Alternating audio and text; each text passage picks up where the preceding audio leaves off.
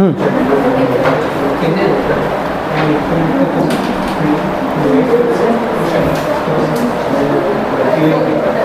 we were talking about torque, huh?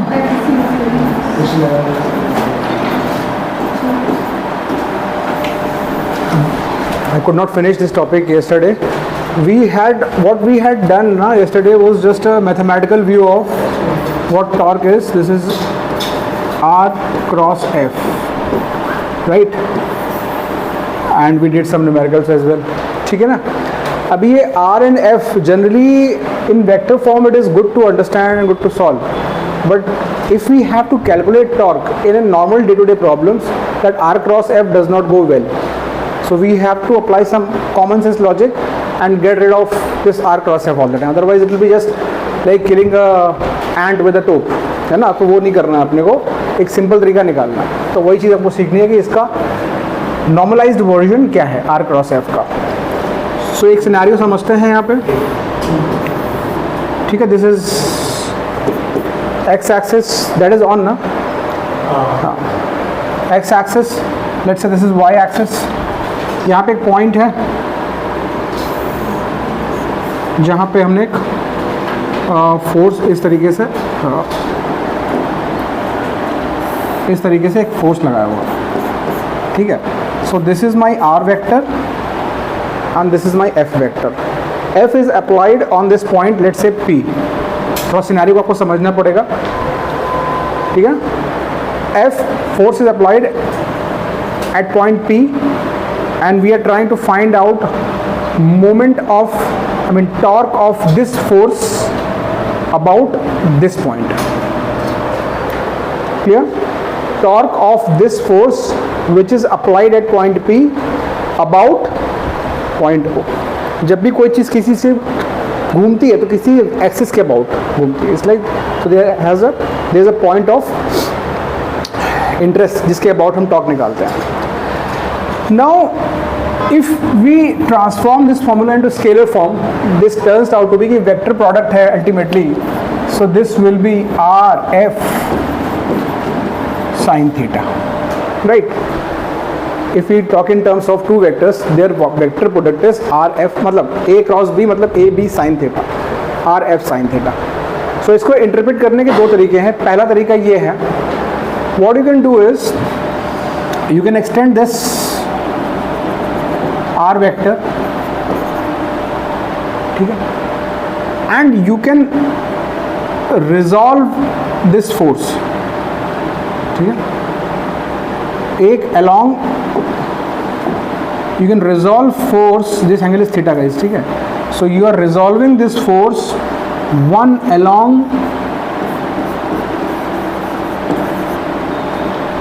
R vector and one perpendicular to the R vector. I can do that, no?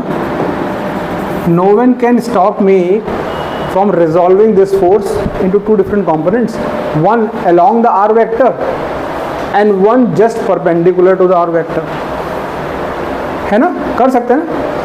तो अब अगर हम इसको देखें are F sine theta को, I can very well understand this R times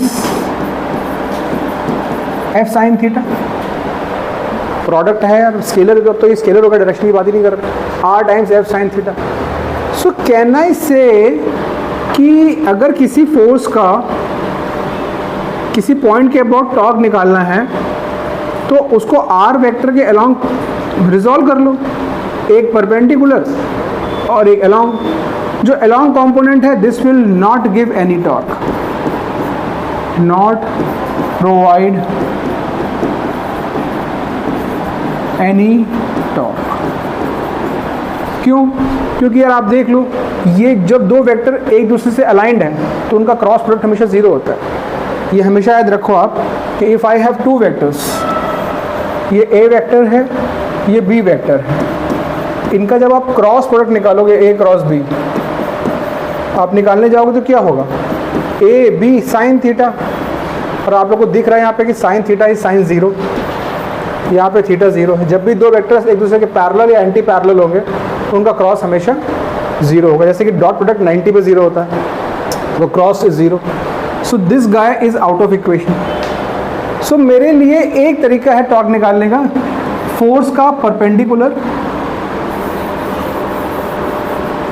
so this is nothing but take the magnitude of the distance, this is mod r guys, ठीक है ना. Take the magnitude of the r vector and multiplied with the perpendicular component of force. एक तरीका ये है.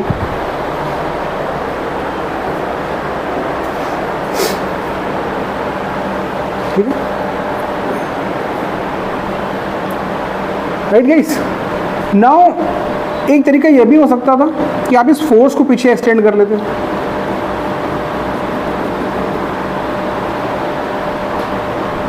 ठीक, and now are को resolve कर लो आप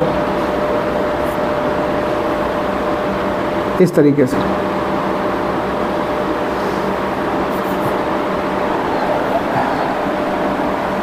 अब मैं क्या करने वाला हूं, इसको आर साइन थीटा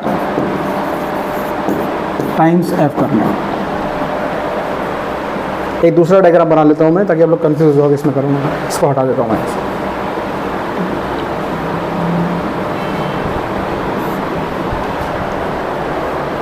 तो एक पार्ट हमने ये समझ लिया यहाँ तक कि आप आर वेक्टर, मतलब आर वेक्टर का मैग्नीट्यूड, इसको हम मल्टीप्लाई कर देंगे फोर्स के परपेंडिकुलर कंपोनेंट से. ठीक है, दिस इज वन तरीका. The other way could be, this is your scenario.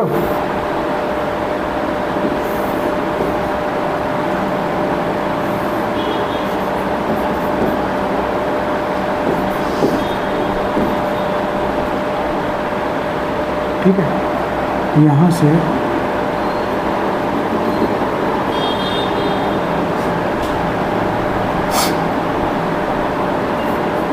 ये मेरा आर वेक्टर है extended in terms of direction.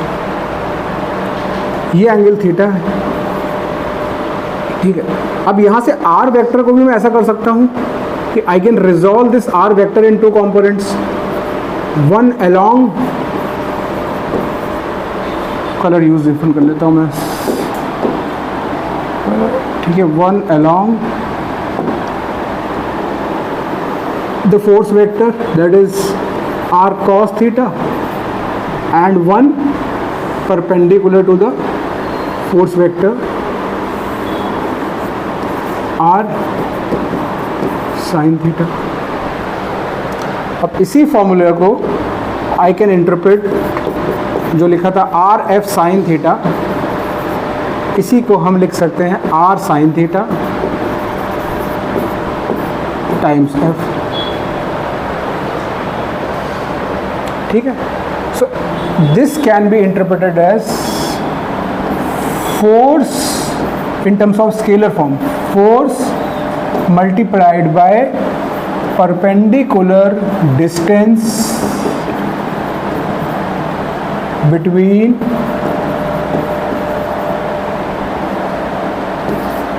Are vector, sorry, between this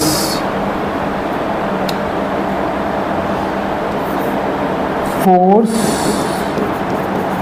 point of application of force, point of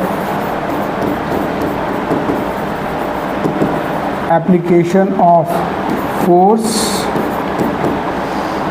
and origin. अभी क्या इस चीज़ को पूरी तरीके से मैं आपको एग्जांपल से समझाऊंगा, आप बस लिख लो अपने नोट्स में. अभी सिर्फ नोट कर लो इसको. ठीक है, अब इसको एक सिनेरियो समझते हैं, क्योंकि इससे आपको वेक्टर फॉर्म में ज़्यादा कुछ अंदर जाएगा नहीं. ठीक है, so let's understand this with a practical real life scenario. तब आप लोगों को अप्रिशिएट होगा कि ये इस फॉर्मूले का एक्चुअल एडवांटेज क्या है. Let's say I have a rod. अब आपको ये समझ में आना चाहिए 100%. I have a rod which is hinged at this point, यहाँ पे इसको मैंने हिंज किया हुआ है, it can rotate about freely about this hinge, ठीक है। This let's say this length is L, length of the rod is L। इस पॉइंट पे मैंने पहले एक ऐसा फोर्स लगाया एकदम perpendicular to the rod. This is my point of rotation जिसके अबाउट मुझे टॉर्क निकालना है, क्योंकि इसके अबाउट ही ये मूव कर रही है, right. So if I want to calculate the torque of this force about this point, मुझे क्या करना है कि ये है फोर्स और आर वेक्टर के बीच की परपेंडिकुलर डिस्टेंस मुझे लेनी है। अब इवेंचुअली इस this case force is right perpendicular to the rod itself. So इस केस में मैं बोल सकता हूँ कि this will be simply L into F। अगर आप साइन थीटा लिखते भी आगे तो क्या लिखते हैं, साइन 90 लिखते। The angle between r vector and f vector is 90। तो ये बार बार आर वेक्टर और एफ वेक्टर का चक्कर ही लाना है अपने को। हमें क्या देखना है कि भाई ये फोर्स लग रहा है, परपेंडिकुलर डिस्टेंस लेनी है किससे, ओरिजिन से, परपेंडिकुलर डिस्टेंस लेनी है ओरिजिन से, ठीक है। या फिर इसको हम ऐसे ले सकते हैं कि फोर्स का कंपोनेंट लिखते perpendicular to the r vector. तो अगर आर वेक्टर के परपेंडिकुलर कंपोनेंट लिखोगे तो एफ साइन 90 मतलब पूरा का पूरा एफ ही है। एफ साइन 90 मतलब वहाँ पे एफ साइन थीटा था, देखो आप लोग यहाँ पे क्या था, एफ साइन थीटा था। अगर यहाँ थीटा 90 डालोगे तो तभी क्या आएगा, आर इंटू एफ आएगा। तो हमें क्या देखना है कि हर केस में what is my perpendicular distance between the force and the r, ठीक है। अब इसी सिनेरियो को मैं थोड़ा चेंज करता हूँ, इसमें मैं फोर्स थोड़ा सा अलग सिनेरियो बनाते हैं। ये सिनेरियो 1 है, सिनेरियो 2 है, ठीक है। Now I am applying force like this.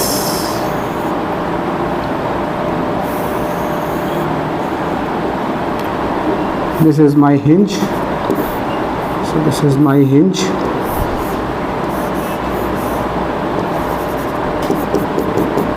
ठीक है। Let's say I apply force something like this. अब देखो, अब ये मेरा डायरेक्शन है एक्चुअली आर वेक्टर का। हमें क्या करना है कि फोर्स को दो कंपोनेंट में रिजॉल्व करना है।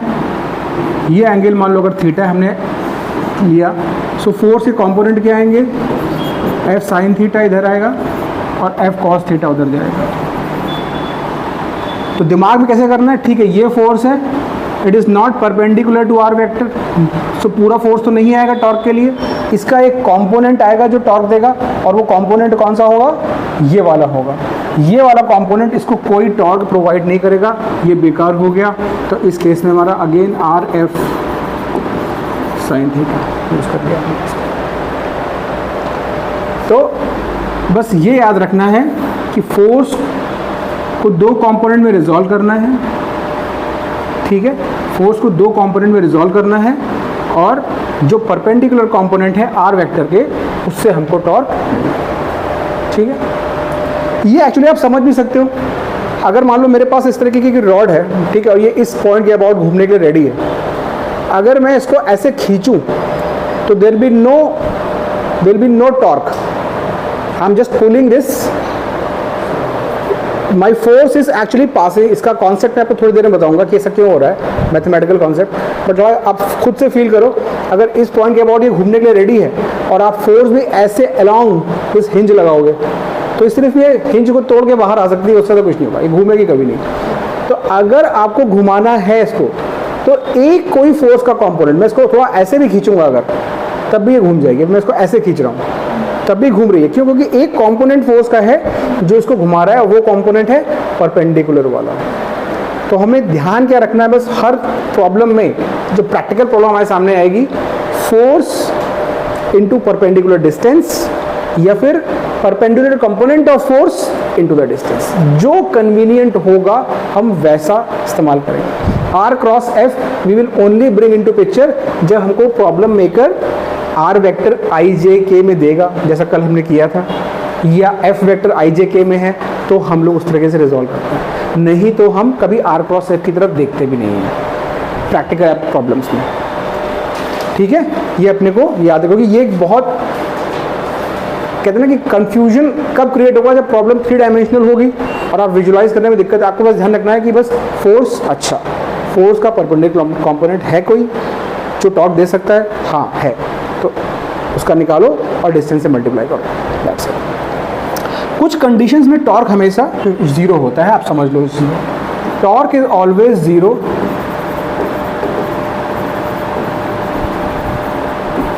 in below cases. First, force is parallel to, ये पॉइंट्स आप लोग लिख लो, ये आपको डे टू डे में काम आएंगे जब प्रॉब्लम सॉल्व करोगे। Force is parallel to axis of rotation.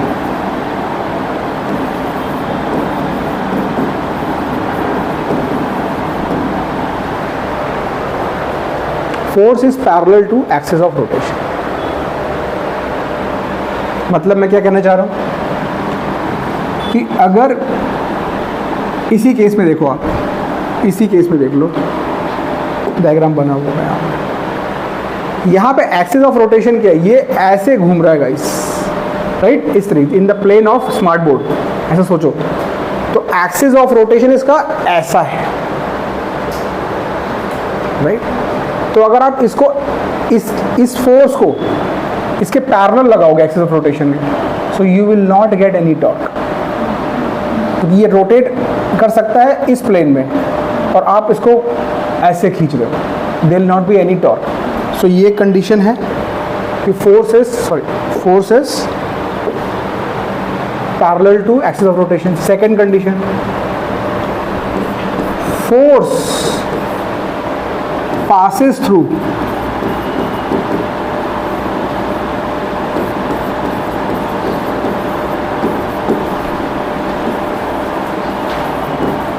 axis of rotation।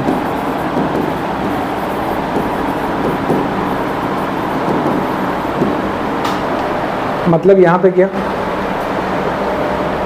Force passes through axis of rotation. इस जैसे ये फोर्स देखो, ये इसको मैं कितना भी एक्सटेंड कर लूँ, इधर या उधर, ये कभी एक्सिस ऑफ रोटेशन को कट नहीं करेगा। एक्सिस ऑफ रोटेशन ऐसी है, ये इसके परपेंडिकुलर, मतलब ये स्क्यू लाइंस हैं। स्क्यू लाइन समझते हो? स्क्यू लाइंस मतलब जो अलग अलग प्लेन में हो। देखो नॉर्मली मैं एक इस प्लेन में कैसी भी 2 लाइन बना दूँ, अगर एक सेम प्लेन में है तो कहीं ना कहीं जाके तो वो इंटरसेक्ट कर देंगी, अगर वो पैरेलल नहीं है तो।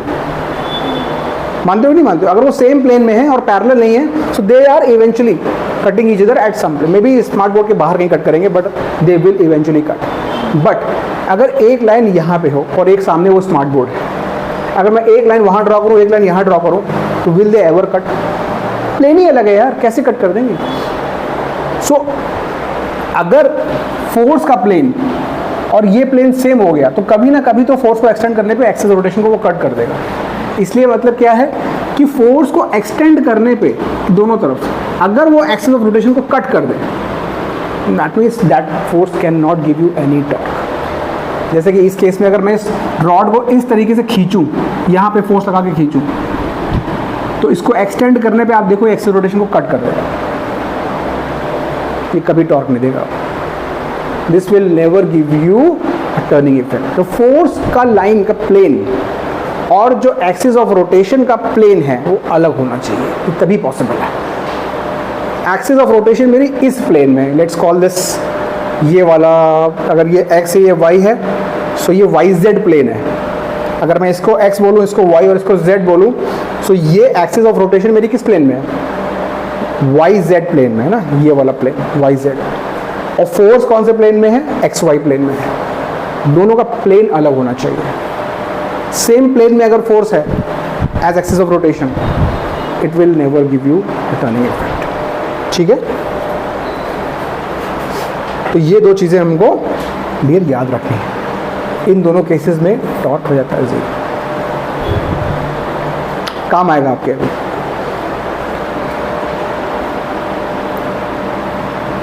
तो इस टॉर्क के फंडे को थोड़ा अपने पॉकेट में रखो अभी, हम थोड़ा जाते हैं, डायरेक्शन थोड़ी सी चेंज करेंगे.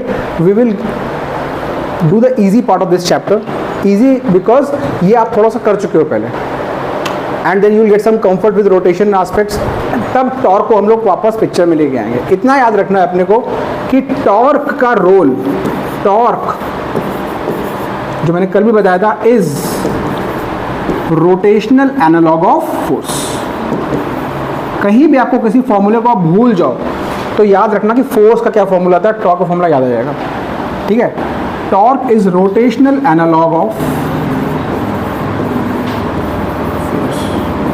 फोर्स. चलाता था, टॉर्क घुमाता है, बस इतना ही है. फोर्स चीज़ों को चलाता था, एक्सेलरेट करता था, इसका काम है चीज़ों को घुमाना, रोटेशन. बाकी इनका रोल दोनों का सेम. ठीक. चलो, let's put a heading, kinematics of. अब हम स्टार्ट कर रहे हैं एकदम जैसे फर्स्ट चैप्टर था ना, काइनेमेटिक्स ऑफ रोटेशनल मोशन. यहाँ से चीज़ें थोड़ी आपको इजी होती दिखाई देंगी. आपने डिफिकल्ट पार्ट इस चैप्टर का ऑलमोस्ट ओवर कर लिया गाइस. जो मोस्ट डिफिकल्ट पार्ट था आप उसको निकाल चुके हो. अब everything is going to be very easy. Kinematics of rotational motion. Let's start with we'll define few terms, we'll understand few terms, their relation, some derivations.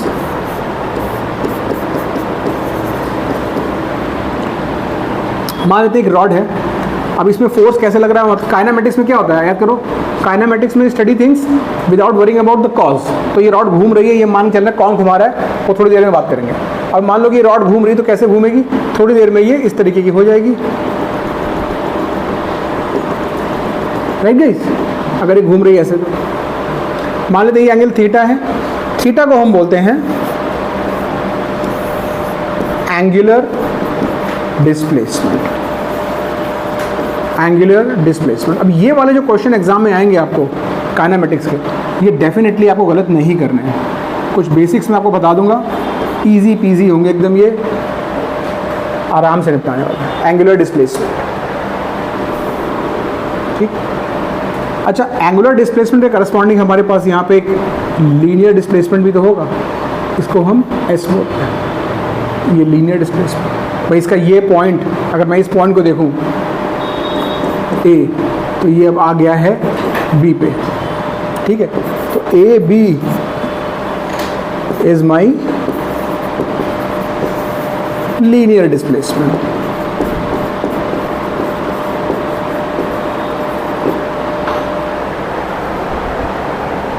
ठीक है. V is ds by dt, which is linear velocity. Do you guys agree? इसी को तो हम linear velocity बोलते हैं, ds by dt. एक नया टर्म जो आप शायद जानते हो, ओमेगा. ये डिफाइन हम करते हैं d theta by dt. Rate of change of this angle, कितनी स्पीड से ये घूम रही है चीज, राइट, फास्ट या slow. Rate of change of this angle, that is called omega, and that is angular velocity.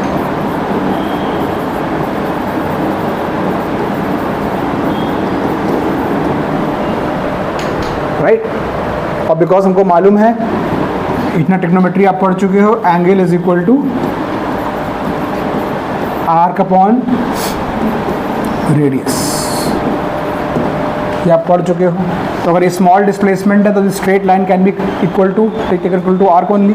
तो यहाँ से थीटा इज इक्वल टू आ जाएगा S upon, so S is equal to R theta. तो D S by D T. अब R तो change नहीं हो रही भाई, रेडियस. ठीक है. R into D theta by D T. तो यहाँ से आता है v is equal to R.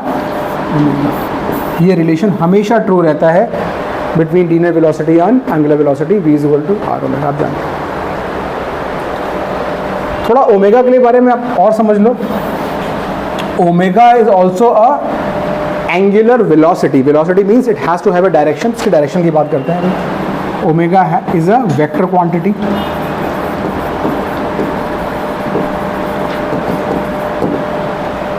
Vector quantity है। तो डायरेक्शन क्या है इसका ओमेगा? देखो रोटेशन में चीज़ें, जब चीज़ें घूमती हैं तो ईस्ट वेस्ट नहीं घूमती, चीज़ें ईस्ट, हाँ चीज़ें सिर्फ एंटी क्लॉकवाइज या क्लॉकवाइज घूमती हैं, तो दो ही डायरेक्शन पॉसिबल है। तो अब ये एक चैलेंज था फिजिक्स में कि ऐसे जो रोटेशनल वाली चीज़ें इनका डायरेक्शन कैसे दिया जाए। मैं बोलूँगी कि मैं कहूँ ये पंखा घूम रहा है, बोलोगे आप सर ये तो ऐसे घूमेगा ऐसे घूमेगा, अब डायरेक्शन कैसे बताऊँ इसकी इन टर्म्स ऑफ वेक्टर। तो उसके लिए क्या किया गया है, एक कन्वेंशन, अगर ये एंटी क्लॉकवाइज घूम रही है चीज़, curl your fingers as if you are rotating in the same direction as the object, then the thumb will give you the direction of omega. So omega का डायरेक्शन इस case में it will be towards you guys, towards you guys. So omega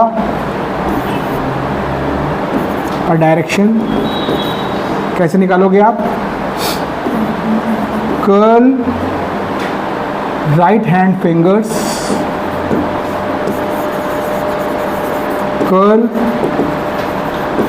right hand fingers in the direction of rotation, in the direction of rotation, clockwise या anti-clockwise जैसा भी है.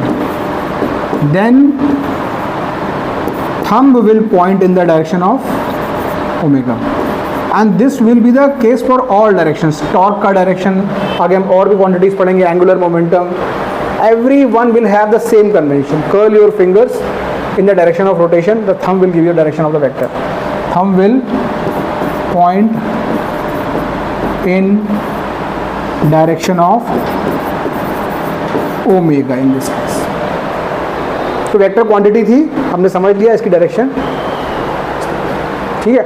हमेशा रखना omega जो होगा, जिस प्लेन में ऑब्जेक्ट घूम रहा होगा, प्लीज रिमेंबर ओमेगा का direction it will be perpendicular to the plane of rotation. क्योंकि थंब जब भी आप लोगे तो आपकी फिंगर्स से सामने से आएगा, राइट। सो अगर रोटेट ये ऐसे कर रहा है इस प्लेन में, स्मार्ट बोर्ड वाले प्लेन में, तो ओमेगा आप लोग के साइड होगा। अगर मान लो ये, अगर जैसे आप लोग बैठे हो यहाँ पे चीज़ों को रोटेट कराओगे इस प्लेन में, तो वर्टिकल डायरेक्शन होगा, राइट। इस तरह से रोटेट करी हुई चीज़ तो वर्टिकल डायरेक्शन हो जाएगा, ठीक है। तो अपने को याद रखनी ये चीज़ें, हालांकि इसकी ज़रूरत नहीं पड़ेगी ज़्यादा, हमें बस चीज़ें क्लॉकवाइज या एंटी क्लॉकवाइज ज़्यादा इंपॉर्टेंट है हमारे। तो ये रिलेशन, अब इस रिलेशन का वेक्टर फॉर्म देखना, ठीक है। This is the scalar form, but मुझे मालूम है कि v भी वेक्टर है, r भी अगर देखूँ तो एक तरह से ओरिजिन से पकड़ लूँ तो r वेक्टर बन जाता है, इस तरीके से कि r वेक्टर बन जाता है। तो there is a vector form of this relation, ठीक है। तो उसको भी आप लिख लो कॉपी में, कभी कभार जरूरत पड़ सकती है। v vector is equal to omega cross r, omega पहले है r बाद में है, v is equal to omega cross r, मतलब ओमेगा वेक्टर का और r वेक्टर का आप क्रॉस करोगे तो आपको v वेक्टर मिलेगा। ज़्यादा इसका मतलब नहीं है कुछ, बस याद रखो। कभी कभी एक बार क्वेश्चन आया है कि ओमेगा उन्होंने आई जे के फॉर्म में दे दिया है, r आई जे के फॉर्म में दे दिया है, तो जिनको v is equal to omega r पता था उनको ये चीज़ नहीं पता थी, और उन्होंने फिर तो अब कैसे करें इसको, ऐसा हुआ एक दो बार। तो अपने को याद रखना कि वेक्टर फॉर्म में भी हमारे पास हथियार है टैकल करने के लिए। बट नॉर्मली क्या होता है, नॉर्मली इस v is equal to omega r क्यों लिख देते हैं? आप बोलो ना सर ये सही है कि वो सही है, दोनों सही है। दोनों इसलिए सही है कि यहाँ पे किसी भी इंस्टेंट पे v कैसी होगी, ऐसे मान लो ये v, ये r है, ये ओमेगा है। अभी बताया ना ओमेगा डायरेक्शन आप लोग की साइड है। तो यार अगर ओमेगा क्रॉस r, मतलब इसको इसकी तरफ ऐसे ले जाओ, इस वेक्टर को, ओमेगा वेक्टर को क्रॉस प्रोडक्ट कैसे निकालते हैं? अगर a क्रॉस b कर रहे हैं तो a से b की तरफ जाते हैं, तो ये ओमेगा से r की तरफ गए तो किधर मिला v, तो v मिला ये। अब ये एंगल कितना है r वेक्टर और ओमेगा का? अभी 90 है। इस केस में देखो ओमेगा आप लोग की साइड आ रहा है बिल्कुल ऐसा, और r vector is like this, तो दिस इज 90 डिग्री एंगल। तो अगर आप omega into r into sine theta करोगे तो साइन 90 हो जाएगा। तो v जो ये वाली चीज़ हमने लिखी है, यहाँ पे आप क्या लिखोगे, ओमेगा r साइन 90, तो ओमेगा। अब जनरली कोई भी चीज़ रोटेट करेगी तो ओमेगा और आर 99.9% केसेस में परपेंडिकुलर ही होगी। वो डिफाइन ही ओमेगा कैसे किया है, परपेंडिकुलर टू द प्लेन, इसलिए हम इसको बाय डिफॉल्ट ओमेगा आर लेते हैं। बट हायर फिजिक्स में आप देखोगे कि किसी चीज़ की लीनियर वेलोसिटी निकालना किसी पॉइंट के अबाउट, आगे की बात बता रहा हूँ, it is not always true कि ऑब्जेक्ट को घूमना ज़रूरी है। ये रिलेशन ऑब्जेक्ट अगर ना भी घूम रहा हो तो ये ट्रू होती है, थोड़ा सा, ठीक है। अगर तो इसलिए ये आगे की चीज़ है, कभी कभी पूछ लेते हैं, ठीक। अब वापस आते हैं, हमने क्या क्या डिफाइन कर लिया, हमने एंगुलर डिस्प्लेसमेंट डिसाइड कर लिया डिफाइन, लीनियर डिस्प्लेसमेंट को पता ही था, ये पता थी, ये भी काइंड ऑफ पता थी आपको, ठीक है। ये यहाँ पे याद रखना कि इस चैप्टर में अब रोटेशन में थीटा सिर्फ और सिर्फ रेडियन में ही चलेगा। मतलब अगर आप डी थीटा बाई डी कर रहे हो तो this is radian and this is second. So omega का unit SI unit, my dear friends please याद रखना ये रेडियन पर सेकेंड होता है, प्लीज़ इसमें मिस्टेक मत करना, रेडियन पर सेकेंड। अगर आपको और किसी भी यूनिट में दिया हुआ है तो ये SI यूनिट नहीं, आपको चेंज करना पड़ेगा। अगर बोला गया ऑब्जेक्ट 30 डिग्री से घूम रहा है तो आपने न्यूमेरिकल में 30 डाल दिया तो गलत हो जाएगा। You have to put π/6, 30 degree is π/6, right. So you have to put π/6 radian unit, ठीक है। कुछ बेसिक्स आपको याद रखना है। वो बेसिक्स क्या है कि एक object if it is rotating,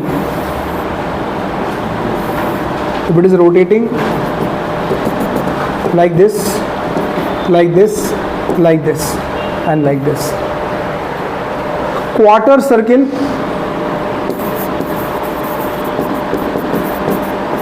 circle means π/2, half circle means π, 3/4 quarter π/2, π/2, π/2, 3π/2 and one round complete, this is, you know this,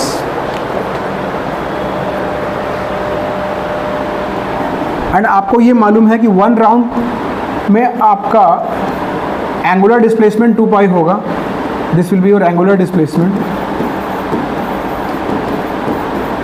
और इस केस में जो डिस्टेंस ट्रेवल्ड होगी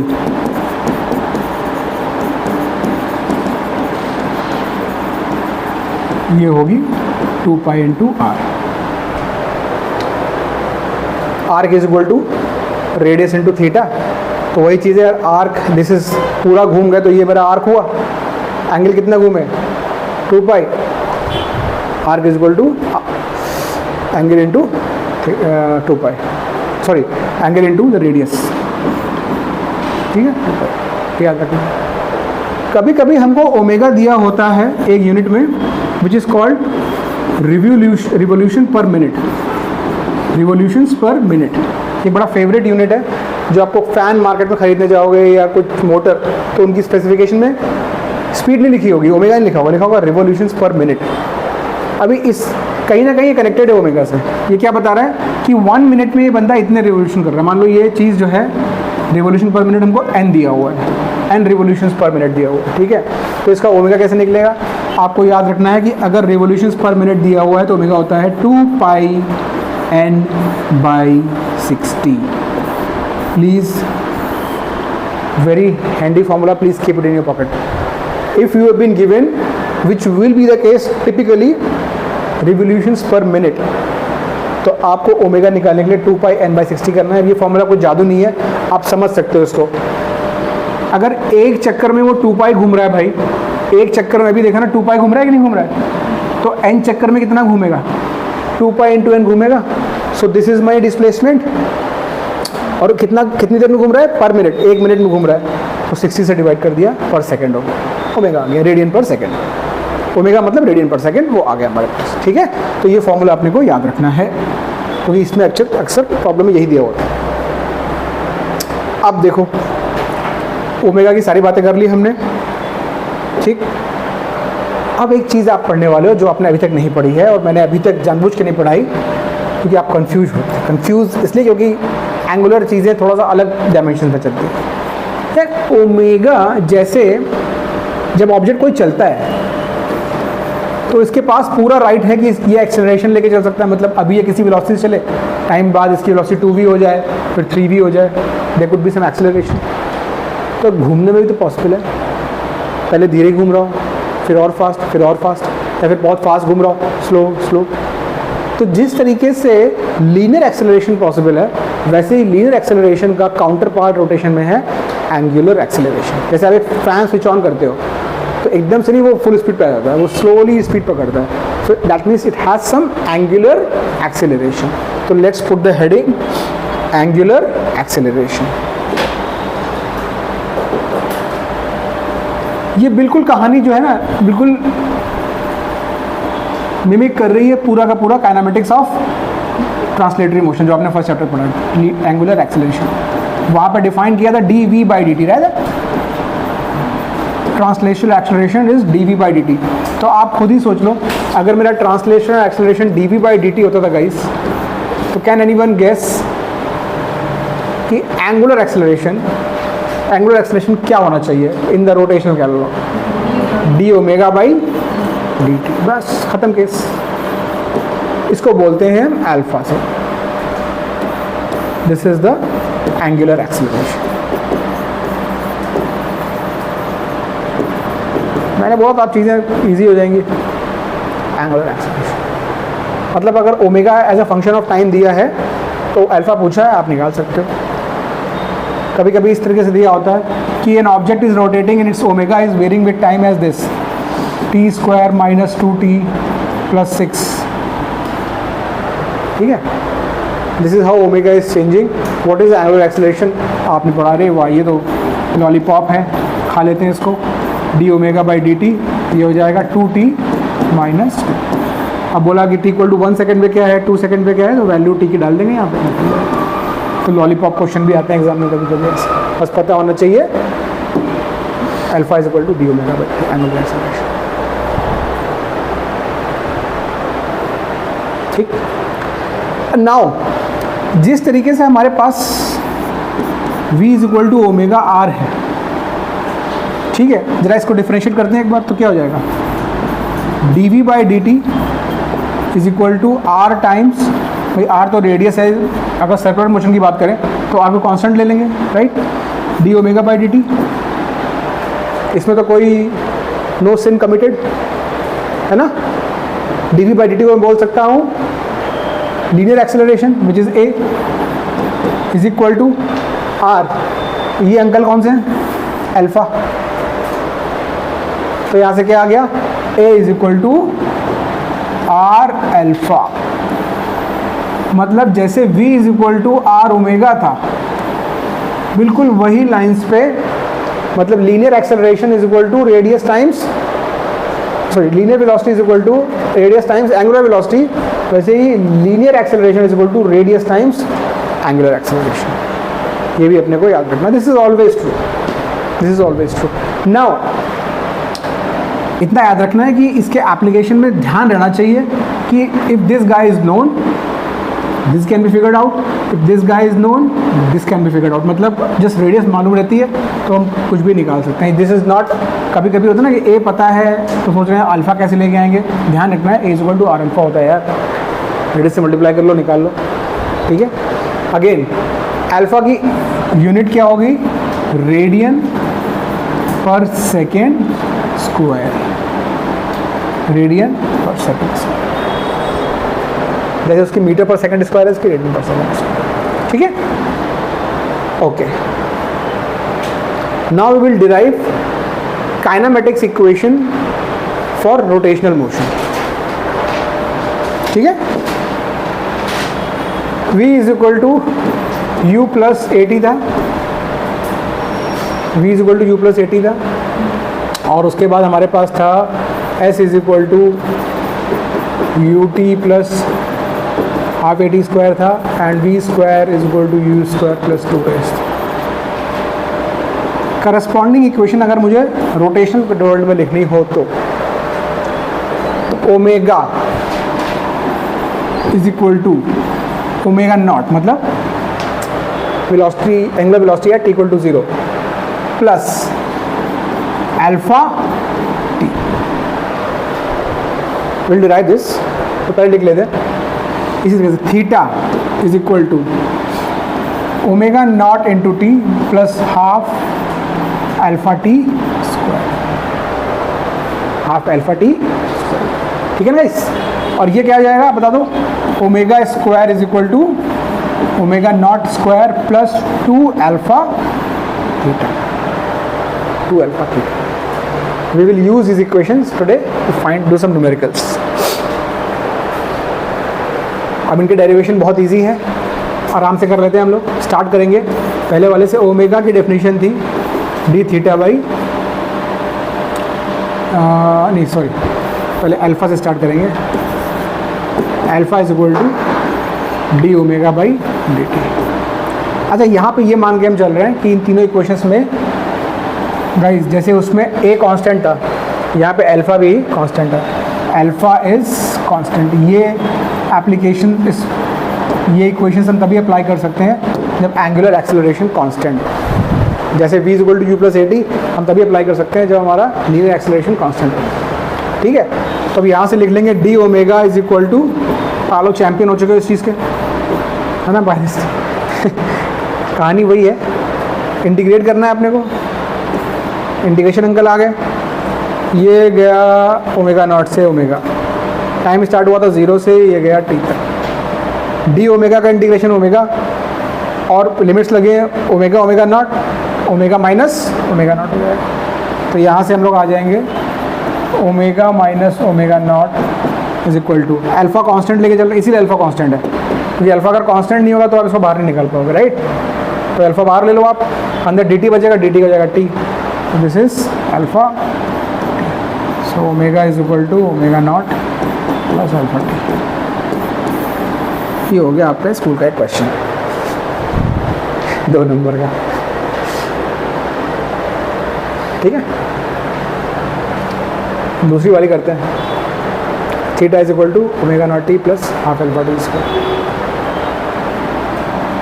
यहाँ पे कुछ नहीं करेंगे, इसको करने के लिए इससे स्टार्ट करेंगे, ओमेगा को लिखेंगे। अब तो थीटा को पिक्चर में लाना है तो ओमेगा को लिख लेंगे D theta by D T, तो इसको लिख सकते हैं D theta by D T, लिख लिया।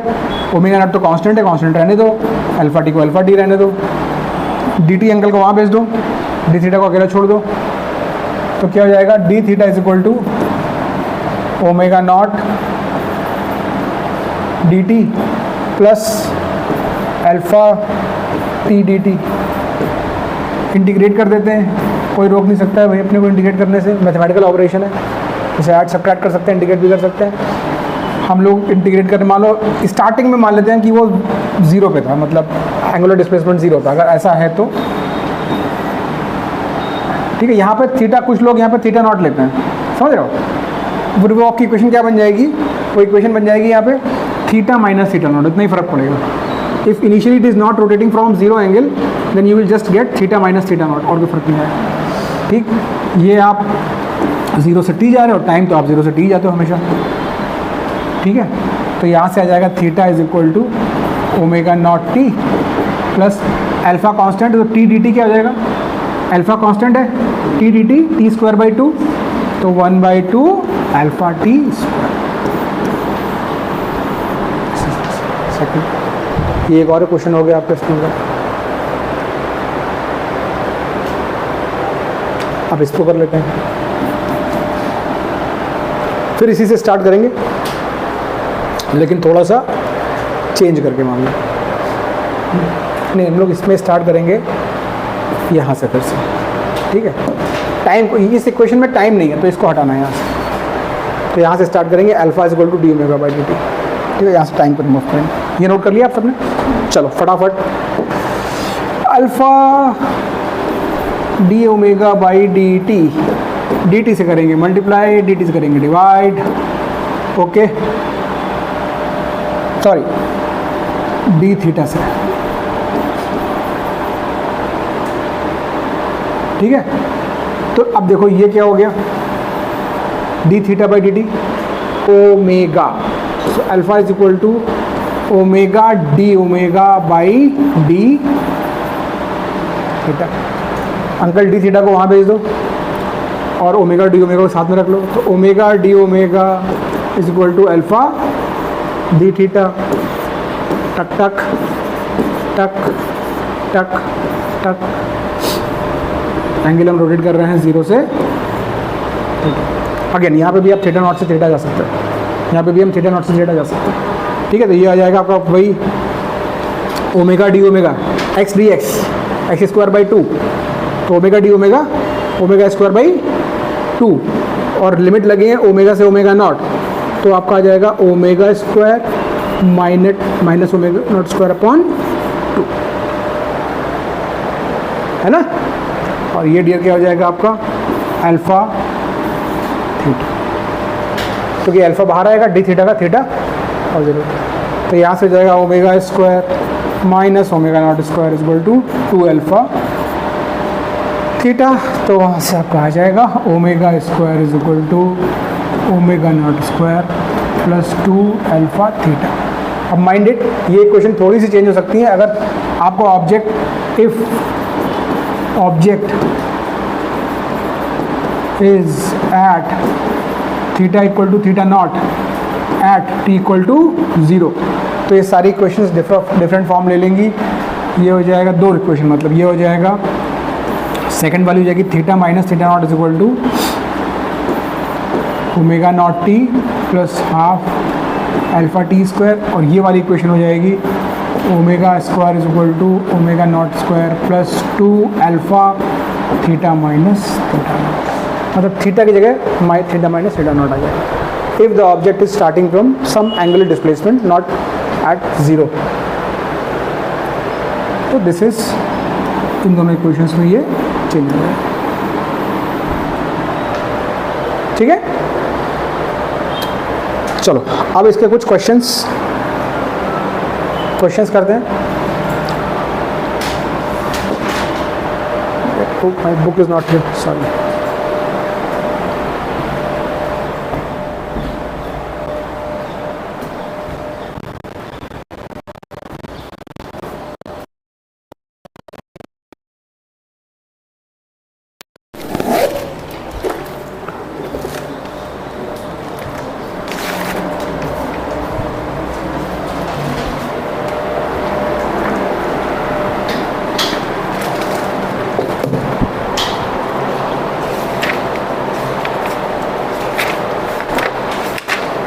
इजी क्वेश्चंस का दौर चल रहा है।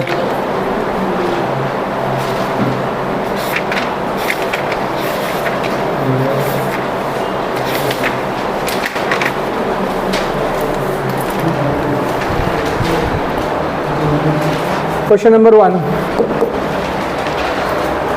Motor of an engine, motor of an engine is rotating about its axis with angular velocity of 100 revolution per minute, is rotating about its axis at angular velocity 100 revolution per minute, ठीक है। It comes to rest in 15 seconds. It comes to rest in 15 seconds after being switched off, ठीक है। After being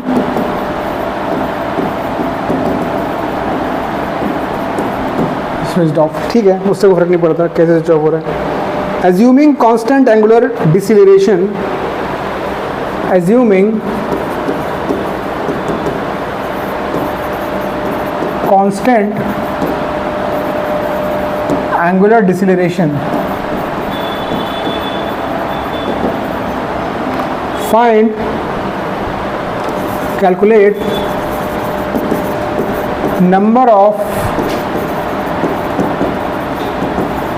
relations made before coming to rest, before coming to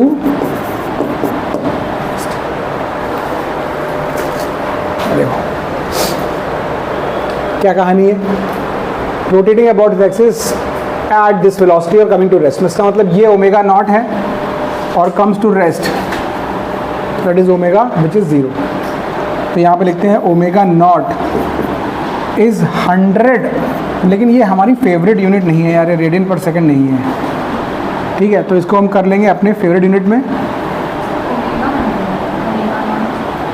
नहीं this initial velocity है, हाँ तो ये this is डिसिलेशन, कभी रुकेगी बाद में, ठीक है। अब 100 रिवोल्यूशन पर मिनट, तो इसका मतलब ओमेगा नॉट निकालने के लिए 2 पाई n बाई 60, क्या बताया था मैंने, अगर रिवोल्यूशन पर मिनट में दिया हो नंबर कोई, तो उसका करस्पॉन्डिंग ओमेगा निकालने के लिए 2 pi into number of revolutions by 60। तो यहाँ से आपका कट हो गया, ठीक है, ये 2 3 हो गया, यहाँ पे आ गया आपका 10 पाई बाई 3, बट ये किस में आएगा, रेडियन पर सेकेंड। वंडरफुल, क्या बात है, ठीक। Mister final omega is 0, time is given as 15 second. Number देखो वो बोल रहा है calculate the number of revolutions. Number of revolution तभी निकाल पाओगे ना जब पहले ये निकालोगे कि कितना घूमा है। नंबर निकालना तो इजी है ना, कि 2 पाई से डिवाइड कर दो, तो एक रिवोल्यूशन में 2 पाई घूमता है। तो main problem is to figure out कि what is how much it will rotate before it comes. जैसे फैन आपने ऑफ किया तो धीरे हो रहा फिर घूमते घूमते घूमते कुछ टर्न्स घूमेगा ना पूरे, वही निकालना है। तो पहले कितना घूमा है वो निकालेंगे, तो find out the actual angular displacement.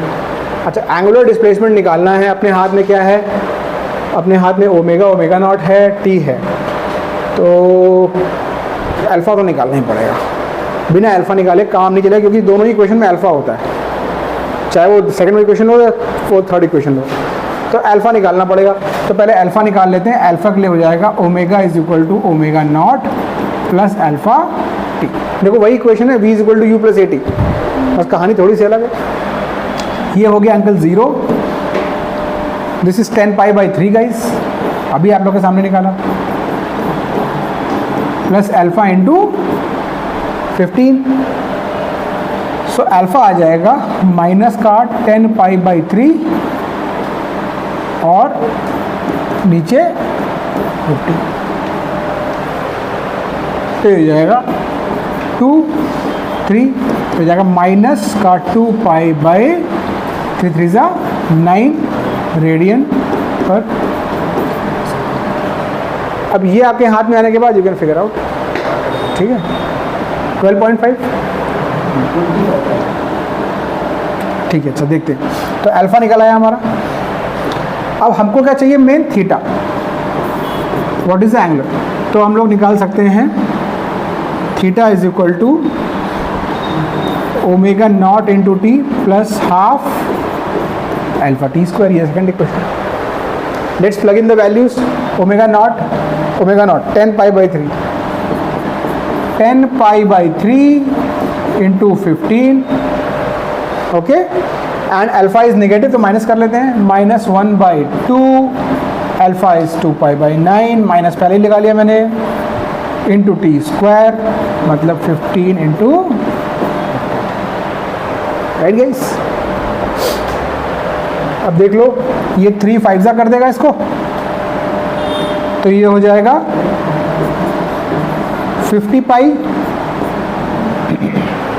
Minus, देखो 2 से 2 का हो गया हैप्पी बर्थडे, ओके, ये 3 से ये 5, ये 3 से ये 5, तो क्या हुआ 25 पाई। वाओ, एच.सी. वर्मा अंकल की जय। 55 माइनस 25 बाय, तो फाइनल थीटा वुड बी, यहाँ लिख लूँ अंकल, थीटा हो गए हैं 25 पाई, बट उनको थीटा नहीं चाहिए, उनको चाहिए calculate the number of revolution. निकाल देते हैं भाई, नंबर ऑफ रिवोल्यूशन आ जाएगा 25 पाई अपॉन 2 पाई। 2 पाई क्यों? Because 2 pi is 1, so this will be pi से pi, it will make 12.5 revolutions before coming to rest. ठीक है guys, so fairly simple, just give you a view of application. मतलब यहाँ पे आपने theta इससे निकाला है, अगर आप चाहिए तो कोई ये भी यूज़ कर सकता है, omega square is equal to omega naught square plus 2 alpha theta. एक बार अल्फा आने के बाद तो फिर इससे भी निकाल सकते हैं ना, बस ठीक है, इससे निकाल लेंगे, कोई दिक्कत नहीं। Okay, so another numerical,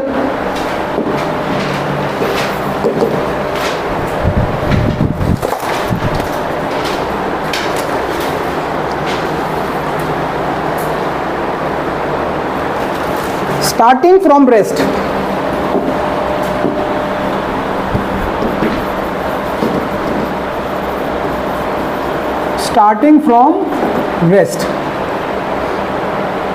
a fan takes 5 seconds to attain the maximum speed of 400 rpm. A fan takes 5 seconds to attain speed of 400 revolutions per minute. ठीक है, आपने ऑन किया तो रुका हुआ था, तो 5 सेकंड लगे उसको फुल स्पीड लेने में। ठीक है, which is this, assuming constant acceleration, find the time taken by the fan in attaining half the maximum speed. Assuming constant acceleration, find time taken by fan to attain half the maximum speed.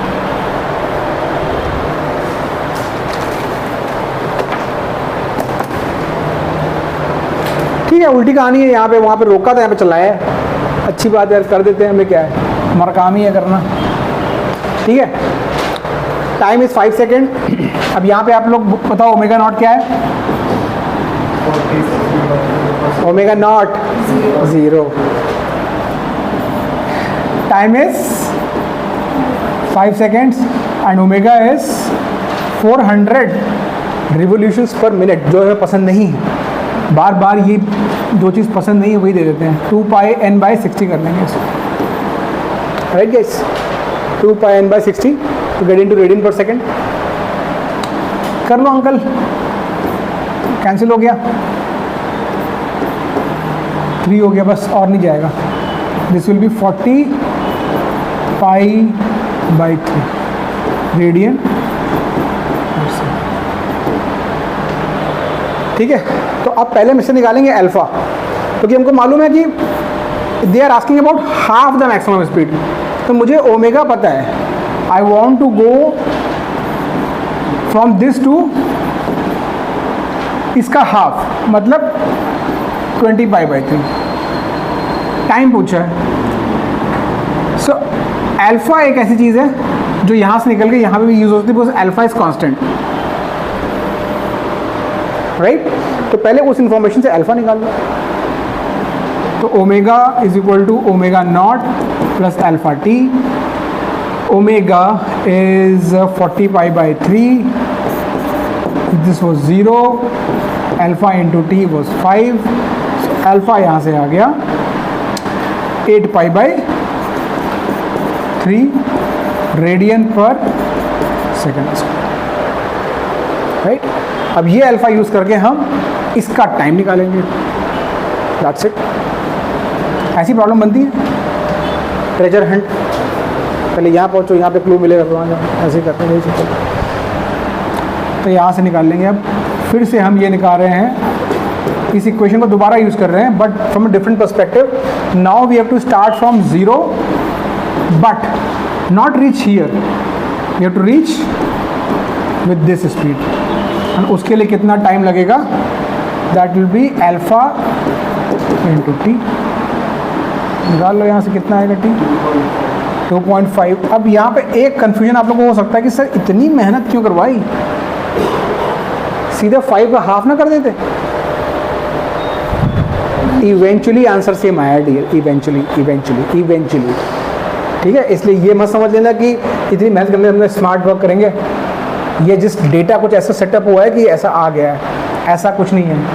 जब एक चीज़ constant तरीके से, मान लो आप 10 metre पर second square की speed acceleration से चल रहे हो, तो 0 से 10 का टाइम, 10 से 20 का टाइम, ये सब अलग हो सकता है। क्यों? क्योंकि एक बार स्टार्टिंग स्पीड आपको मिल गई, वहाँ से आगे जाना is a different story than rest से जाना। तो ये आपको याद रखना है कि स्ट्रेट हाफ नहीं कर सकते हो, straight half you can not do, you have to just find it out. Anyways, process समझ गए। एक और प्रॉब्लम करेंगे, then we will go to the next topic.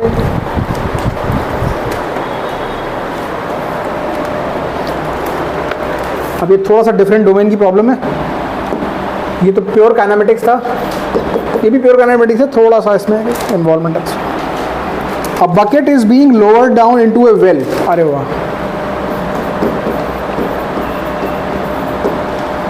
A bucket is being lowered down into a well.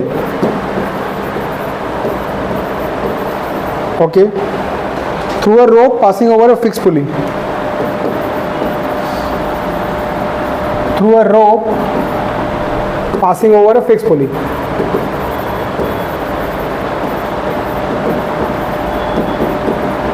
पुली समझते हो ना आप लोग, सब लोग?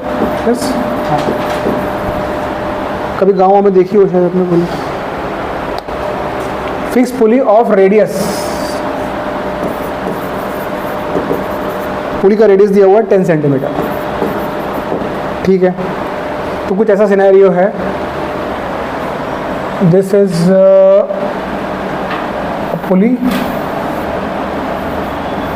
फिक्स पुली। ठीक है, कोई यहाँ पे खड़े होकर इसमें एक बकेट है, इसको नीचे, ठीक, this is scenario, the radius is given as 10 centimetre. Find the angular velocity and angular acceleration, find omega and alpha, ऐसे लिख दूं, angular velocity and angular acceleration, find of the pulley,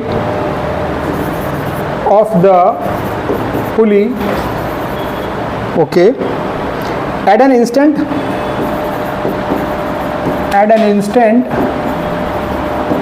when speed of bucket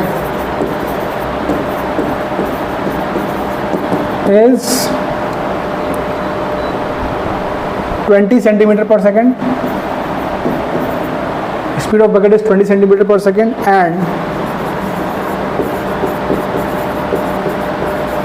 acceleration of bucket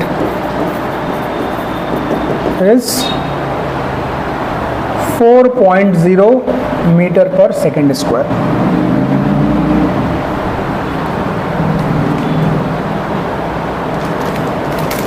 और एक condition दी हुई कि rope does not slip over the pulley. ये हमको एक एडिशनल इंफॉर्मेशन दी हुई है, इसकी ज़रूरत पड़ेगी भाई। ठीक,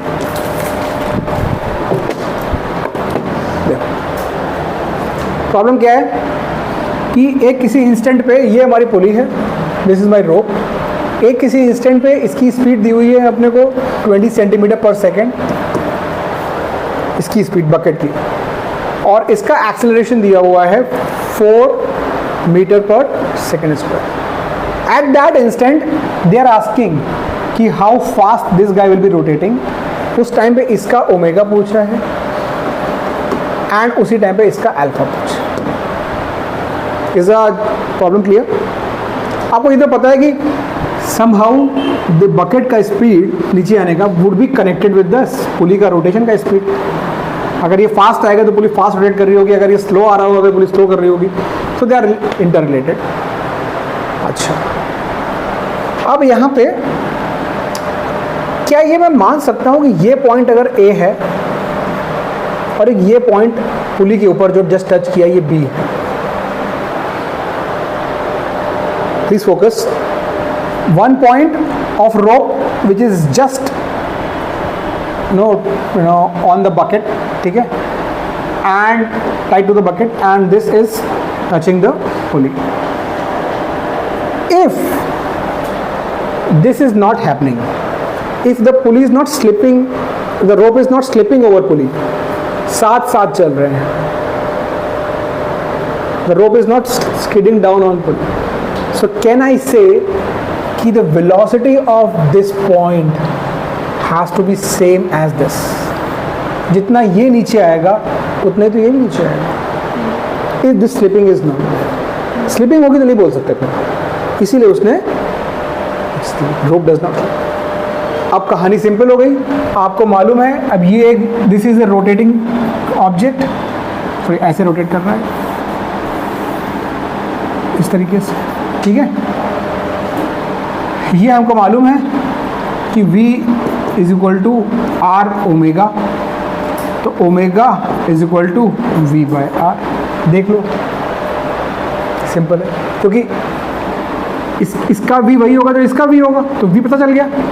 अब ये बंदा इस पॉइंट की बात कर रहे हैं हम, इस पॉइंट की, राइट, तो ये नीचे आ रहा है इस स्पीड से, रेडियस इज दिस, तो इसके घूमने की स्पीड क्या होगी वी बाय आर, तो वी कितना है हमारा 20 सेंटीमीटर पर सेकेंड, आर कितना है 10 सेंटीमीटर, तो चूंकि दोनों सेंटीमीटर में है will just leave it like this, उसको आप 20 को मीटर में लेके आओगे, 10 को मीटर में लेके, there will be no benefit, right, so this will just be 2 radian पर सेकेंड। अब अल्फा के लिए आपको मालूम है जो रिलेशन वी आर ओमेगा में होता है वही linear acceleration R times alpha में होता है, A is equal to R alpha. अब यहाँ से अल्फा निकाल लोगे आप, alpha will be equal to A by R, A is 4। अब यहाँ पे थोड़ा ध्यान रखना पड़ेगा क्योंकि वो मीटर पर सेकेंड स्क्वायर में है, ये सेंटीमीटर में है, तो आप इसको आप तो 4 को मल्टीप्लाई कर लो या फिर इसको 0.1 कर लो, 10 सेंटीमीटर को 0.1 कर लो, तो यहाँ से अल्फा आ जाएगा 40 रेडियन पर सेकेंड स्क्वायर, ठीक है गाइस।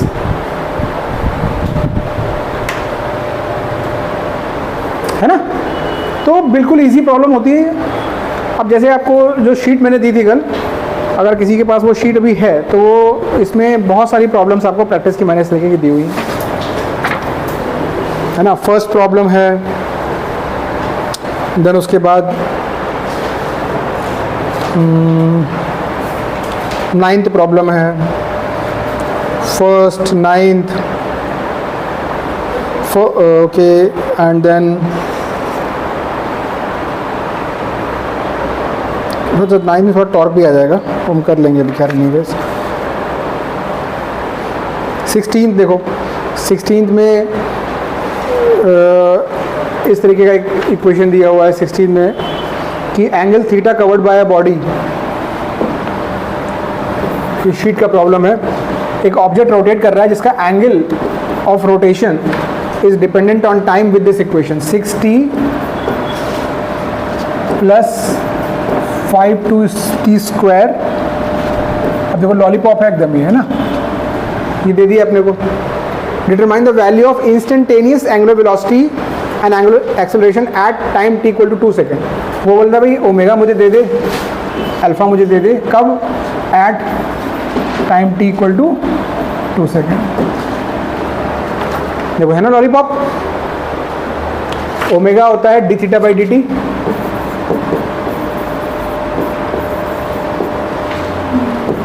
कर दोगे, अब कर लेना इसको ना, जब मन भी नहीं कर रहा है थोड़ा, ठीक है, व्हाटएवर इट इज। जब ये आ जाएगा एक बार तो इसका जो टाइम वाला फंक्शन है इसको दोबारा अल्फा हो जाएगा D omega by D T, वापस टी इक्वल टू 2 करना, ठीक। तो इस तरह के क्वेश्चन हैं।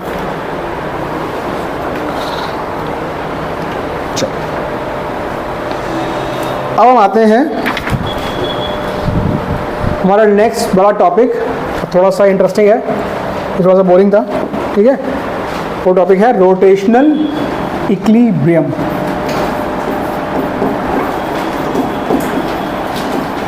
Rotational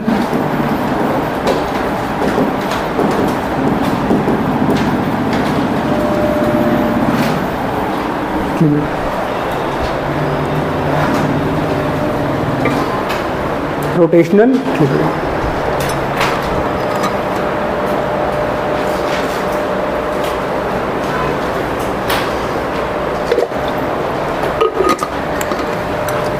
it's again a very simple topic.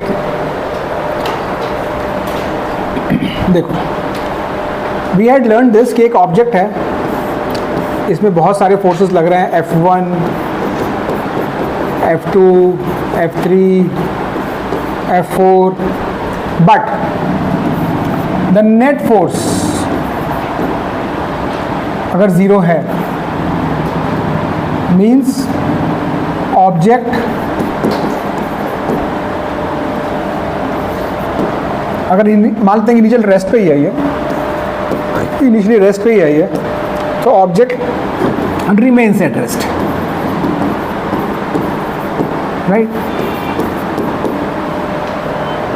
ये किया था हमने भाई, कितने क्वेश्चंस किए थे। ऑब्जेक्ट रेस्ट पे है तो ये mg sin थीटा है वो बराबर कर दिया फ्रिक्शन के, कितने हज़ारों क्वेश्चंस किए थे, राइट। सब जगह यही कर रहे थे, अगर ऑब्जेक्ट रेस्ट पे है या फिर यूनिफॉर्म वेलोसिटी चल रहा है तो वो नेट फोर्स जीरो की है। तो ये जो इक्वेशन है दोनों साइड से ट्रू है, मतलब अगर ये है तो ये होगा और ये है तो ये होगा। ऑब्जेक्ट रेस्ट पे है तो एफ नेट जीरो होगा, एफ नेट जीरो तो ऑब्जेक्ट रेस्ट पे होगा। इसी का रोटेशनल एनालॉग मैंने क्या बोला था कि अगर फोर्स की जहां पे चीज दिखाई दे और उसका रोटेशनल भाई ढूंढना है तो वो टॉर्क। सो अब हम बोलेंगे let's say object which is free to rotate about a point, let's say ये नाइफ एज पे रखा हुआ है, it is free to rotate about this knife edge, seesaw, ठीक है। इस पे एक फोर्स ऐसे लग रहा है, एक फोर्स ऐसे लग रहा है, एक यहाँ लग रहा है, एक यहाँ लग रहा है। Each of these forces will try to rotate this, each of these forces will try to rotate, but कुछ ऐसा हो इन फोर्सेस की वैल्यू और इनका पॉइंट ऑफ एप्लीकेशन कुछ इस तरीके से हो कि जो टाउ नेट है, नेट टॉर्क अगर ज़ीरो हो जाए तो इसका मतलब क्या, object again remains at rest, it doesn't move,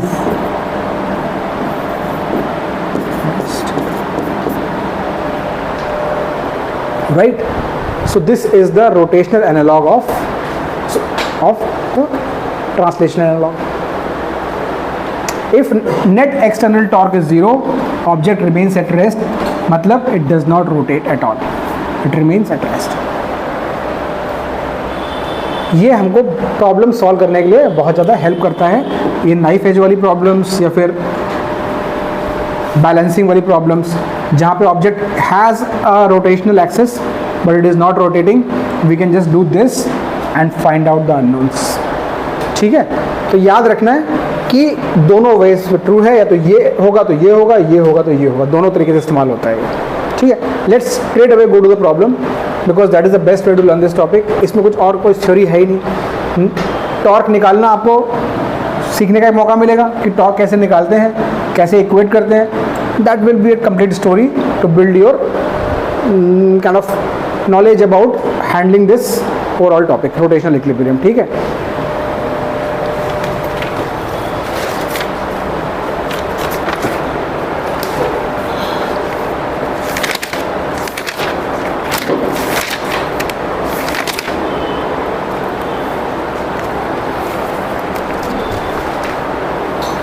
अच्छा, कभी कभी इसमें थ्योरी क्वेश्चन आता है कि वो बोलते हैं कि this is condition for rotational equilibrium.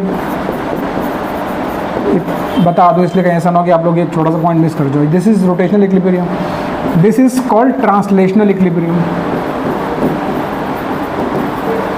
This is called translational. मतलब रोटेशन में ट्रांसलेशन नहीं होता है ना, ऑब्जेक्ट रहता तो वहीं बस घूमता है, राइट। जैसे पंखा मूव कर रहा है एक्चुअली ट्रांसलेशन नहीं है, लेकिन सिर्फ ये घूम रहा है, तो ये रोटेशन है।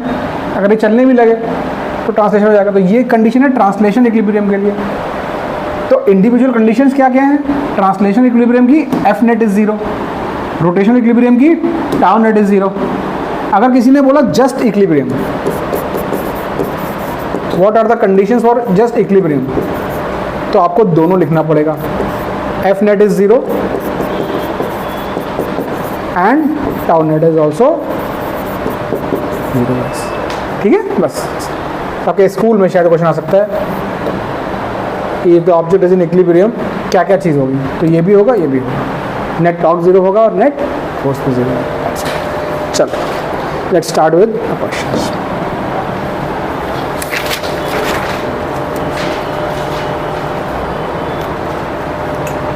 अच्छा ठीक है, इसके पहले एक चीज़, क्वेश्चन सेट करने से पहले आप लोगों को एक चीज़ और छोटी सी, हालांकि उसी में कवर्ड है, इसको कुछ NCERT है, मतलब उसमें इस तरीके से लिखा हुआ है, प्रिंसिपल ऑफ मोमेंट्स। ठीक है, अब ये ICC वालों ने शायद पढ़ा होगा पहले, है ना। तो इसमें क्या दिखाते हैं कि if you have a lever, if you have a lever which can rotate about a certain axis, let's say this, okay, और let's say इस पे एक फोर्स लग रहा है यहाँ पे F1 which की डिस्टेंस इससे है D1, और यहाँ पे एक फोर्स लग रहा है F2 उसकी डिस्टेंस है D2। ठीक है, so what this says, if the lever is in rotational equilibrium, then sum of anti-clockwise torque is equal to sum of clockwise torque. ठीक है, अब ये क्या है चीज़ समझ लेते हैं। देखो टॉर्क की डायरेक्शन देखने का तरीका क्या है।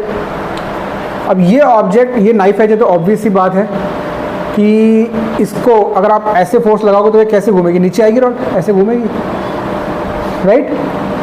तो ये इसको ऐसे घुमाना चाहेगा, विच इज एंटी क्लॉकवाइज। इसको देखो, इसका मन करेगा अरे यार मैं तो ऐसे फोर्स लगा रहा हूँ डाउनवर्ड्स, तो ये रॉड ऐसे घूमनी चाहिए, तो ये ऐसे घुमाना चाहेगा, ये क्या है क्लॉकवाइज। अब अगर रॉड नहीं घूम रही है, रॉड रोटेशनल इक्विलिब्रियम में है, तो ये बोलता है भाई कि ये होगा। तो इसका मतलब क्या होगा, इस फोर्स का टॉर्क देखो निकालना है अगर आपको, किसके अबाउट, इस पॉइंट के अबाउट। मैंने क्या बताया था, फोर्स की पॉइंट ऑफ एक्सिस से परपेंडिकुलर डिस्टेंस, तो यहाँ तो फोर्स परपेंडिकुलर ही है, तो F1 इंटू D1, तो ये जाएगा F1 इंटू D1। अगर ये लेवर का मास नेग्लिजिबल है, इसमें और कोई फोर्स नहीं लग रहा है, तो ये हो जाएगा इधर F2 इंटू D2, क्योंकि और अकेला जो रोकने वाला टॉर्क है इसको क्लॉकवाइज। मतलब अगर आप F2 को भी इधर लगा दो, यहाँ से उठा के यहाँ डाल दो, तो दुनिया की कोई ताकत इसको रोक नहीं सकती है घूमने से, क्योंकि दोनों ही टॉर्क एंटी क्लॉकवाइज हो जाएंगे, उधर कुछ होगा ही नहीं अगर आप F2 को भी इधर लगा दो। ठीक है, क्या ध्यान रखना है इसमें कि टॉर्क जो है अल्टीमेटली दो चीज़ों पर डिपेंड करता है, फोर्स और डिस्टेंस दोनों पर। तो अगर इन चीज़ों को बैलेंस होना है, इन दोनों को बैलेंस होना है गाइस, तो आप समझ रहे हो, अगर आप फोर्स यहाँ पे ये वाला फोर्स ज़्यादा है तो ये D कम होना चाहिए। अगर मान लो F1 F2 से बड़ा है and this is eventually equal, this is bigger, this guy has to be smaller, otherwise this will be बिगर।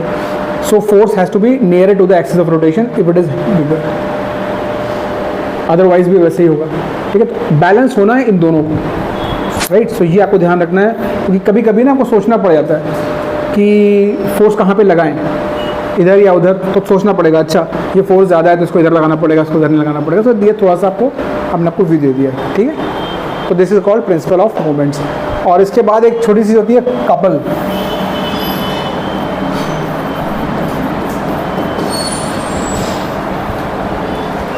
ठीक है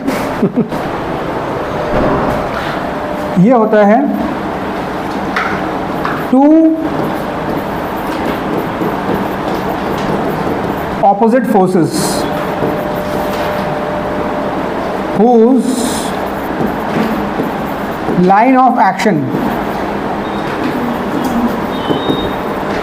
equal and opposite forces, my dear, sorry please, two equal and opposite forces whose line of action is different form a couple. Two equal and opposite forces whose line of action is not same means, आप note कर लो, मैं means बताता हूँ क्या मेरे से। Means ये कि if I have a rod like this, ये इंपॉर्टेंट कॉन्सेप्ट है क्योंकि आपको 12th में बहुत काम आने वाला है। एक फोर्स मान लो मैं यहाँ पे लगाऊँ, let's call this F, and दूसरा फोर्स मैं यहाँ पे लगाऊँ जो कि इक्वल एंड अपोजिट है, बट इसकी लाइन ऑफ एक्शन ये है, इसकी लाइन ऑफ एक्शन ये है। They will never ever cut each other, they will never ever cut each other, line of action is different. Let's say कि कोई एक पॉइंट ले लिया आपने जिसके अबाउट ये हिंज है या नाइफ एज है, कोई इस पर रोटेट कर सकता है। तो अब आप समझ सकते हो कि इसको इधर ये ऐसे घुमाएगा और ये वाला ऐसे घुमाएगा, तो ये भी एंटी क्लॉकवाइज है और ये भी एंटी क्लॉकवाइज है, right. So this will rotate. So net torque क्या आएगा? अगर आप नेट टॉर्क निकालना चाहो, मान लो ये डिस्टेंस d1 है, दिस डिस्टेंस d2 है and this complete distance is d, ठीक है।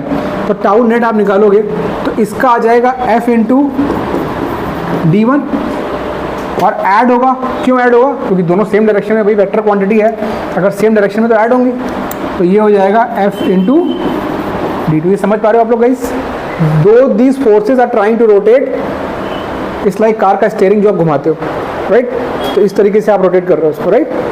कार का स्टीयरिंग जो घुमाते हो इस तरीके से, तो ये ऐसे घुमा रहा है कोई इसको पकड़ के, दोनों हेल्प कर रहे हैं। तो ये भी f इंटू डी है, f d1 है और ये f इंटू d2 है। f कॉमन ले लो तो क्या आ जाएगा? d1 plus d2 and d1 plus d2 is complete d, तो फोर्स इंटू d। तो एक फॉर्मूला आ गया हमारे पास मोमेंट ऑफ कपल का।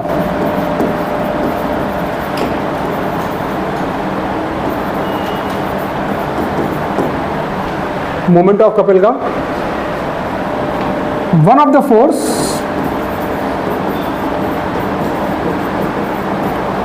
Multiplied by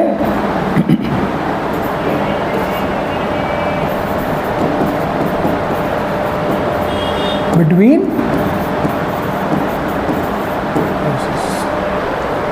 one of the force times perpendicular distance between the forces. मतलब आपने ऐसे नहीं कि फोर्स की डिस्टेंस ऐसे ले ली, it has to be perpendicular distance. मतलब दो लाइन के बीच की डिस्टेंस कैसे भी हो सकती है ना भाई, ऐसे तो आप कोई पॉइंट से कोई पॉइंट जोड़ दो, तो ऐसा नहीं है, परपेंडिकुलर डिस्टेंस, ठीक है, परपेंडिकुलर डिस्टेंस। अब एक चीज़ नोटिस करने वाली है कि अगर आपने नाइफ एज यहाँ का यहाँ लिया होता तो बताओ उस फॉर्मूले पर कोई फ़र्क पड़ता? एक बार सोच को देखो, जो अगर ये थोड़ा सा इस तरफ होता, d1 थोड़ा ज़्यादा होता, d2 थोड़ा कम होता, ऑब्वियसली उस फॉर्मूले की हेल्थ को कोई फ़र्क पड़ता नहीं पड़ता, क्योंकि अल्टीमेटली आप d1 प्लस d2 करने वाले हो, तो इधर से शिफ्ट होकर उधर चला जाएगा। तो कपल का जो मोमेंट होता है, it does not depend on the point about which you are taking the torque. एक आपको लाइन याद रखनी पड़ेगी, थ्योरी क्वेश्चन कभी कभी आ जाता है। Moment of a couple, moment of a couple does not depend on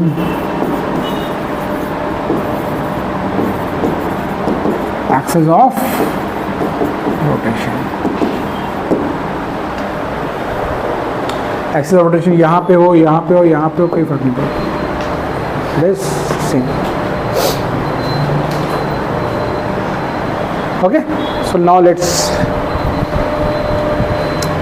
go to the problems.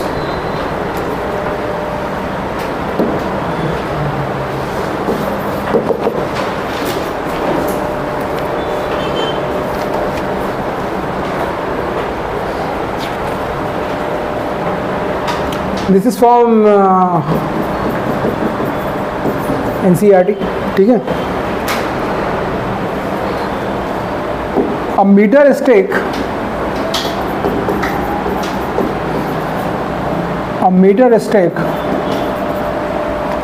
is balanced on a knife edge.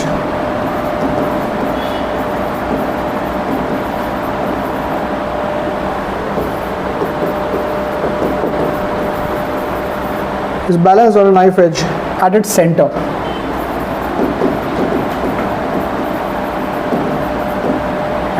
Okay.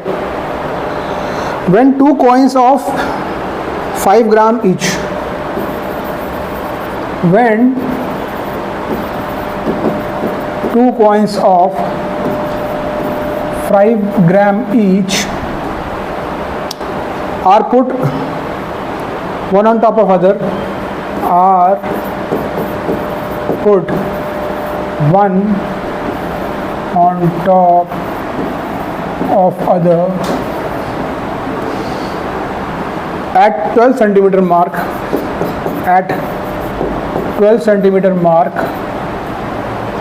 the stick is found to be balanced at 45 centimeter. The stick is found to be balanced at 45 centimeter. What is the mass of stick? Question is, what is mass of stick? देखो, metre stick क्या होती है? इस simply stick, इसमें mark लगे होते हैं 0 से लेके 100 सेंटीमीटर तक, ठीक है. तो ये कुछ इस तरीके की होती है गाइस, इस तरीके की स्टिक होती है. इसमें 0 सेंटीमीटर से 100 सेंटीमीटर तक मेजरमेंट के लिए होती है यार, ऐसा ना. इसका मिड पॉइंट मतलब कितने पे होगा? 50 सेंटीमीटर, ठीक. तो क्या बोल रहा है? A meter stick is balanced on knife edge at its center. मतलब when nothing is there, so it is happily balanced. मतलब यहाँ पे एक knife edge रखा 50 सेंटीमीटर, तो ये बैलेंस है, ऐसे घूम रही ना ऐसे घूम रही. It is balanced, right? अब उन्होंने क्या किया? मज़ा नहीं आ रहा था, तो 2 कॉइन लिया है 5 ग्राम each, put one on top of, मतलब एक दूसरे के ऊपर रख दिया ऐसे. कहाँ पे? 12 सेंटीमीटर मार्क पे. तो मतलब यहाँ 0 यहाँ 50, तो मान लो यहाँ पे कहीं 12 सेंटीमीटर. यहाँ पे 2 कॉइन्स मैंने रख दिए, तो टोटल ये 10 ग्राम के हो गए, है ना. कहाँ पे रखा है इसको? This is at the mark of 12 centimetre, ये रख दिया हमने. ऑब्वियस ही बात है, आप सोचो कि अगर यहाँ पे अभी 2 कॉइन रख दिए, पहले ये सेंटर पे बैलेंस थी, तो अब ये सेंटर पे तो बैलेंस नहीं रहेगी, क्योंकि अगर आप इसको ऐसे ही रखोगे तो ये इस तरफ ऐसे घूम जाएगी, क्योंकि इधर का वेट ज़्यादा हो गया ना. पहले बराबर बराबर था, अब इधर ज़्यादा वेट रख दिया हमने, तो ये घूमेगी ऐसे. तो उन्होंने क्या किया कि यहाँ बैलेंस करना है. Now it is found to be balanced at 45 centimetre. तो इसका मतलब ये है, अब इन्होंने इसको मूव किया और 45 सेंटीमीटर पे इसको बैलेंस कर दिया. ये है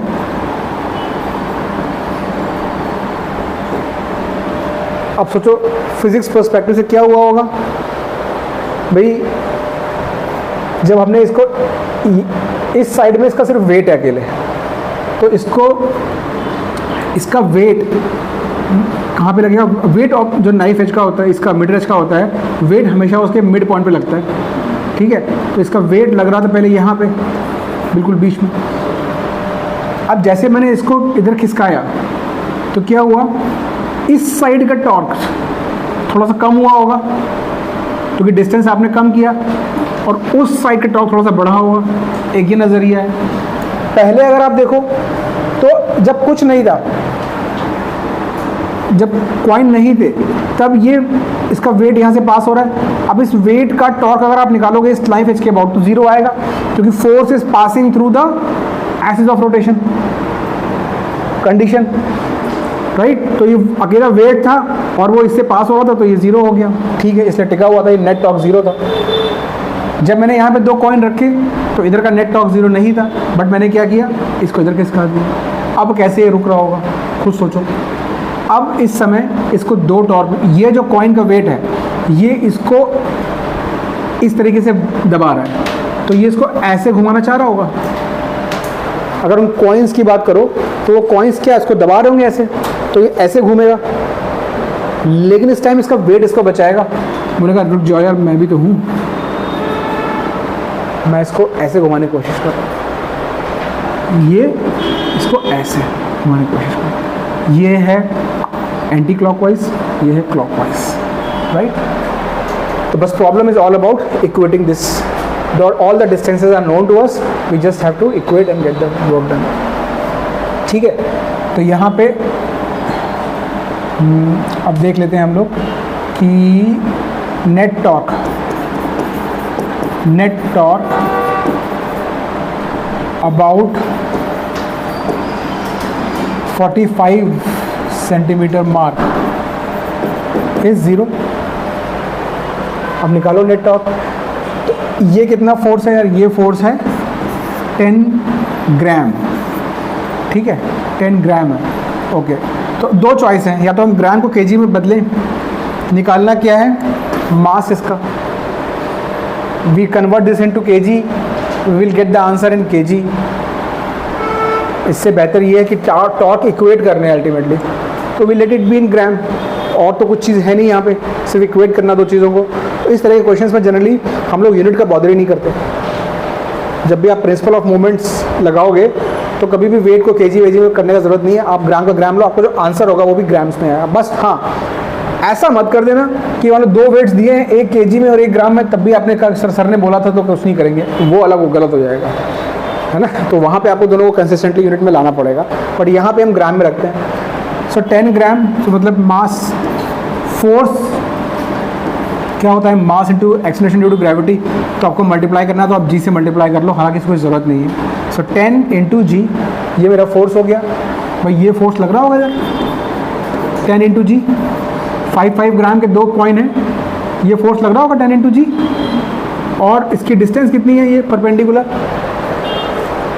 ये रखा है 12 पे और ये है 45 पे, तो 0 से 45 माइनस 12, 33, तो ये हो गया 33 सेंटीमीटर में रख रहा हूँ, ठीक है। This will be equal to the opposite torque which is mass of the rod into G, this is weight, this will be equal to M G, this is weight M into G, M of the rod और the metre stick into G, और ये distance कितनी होगी यार, 5, है ना, 50 minus 45, yes. So equal कर दिया, जी से जी कैंसिल हो गया, जी वॉज नॉट इवन रिक्वायर्ड क्योंकि ठीक है, but let's write a mathematically और फिजिक्स वाइज करेक्ट इक्वेशन, तो जी को डाल देते हैं हम लोग यहाँ पे कटने वाले, तो यहाँ से आपका मास निकल के आ जाएगा, ठीक है, 10 into 33 by 566 gram, this is answer, ठीक है। So this is one application. चलो,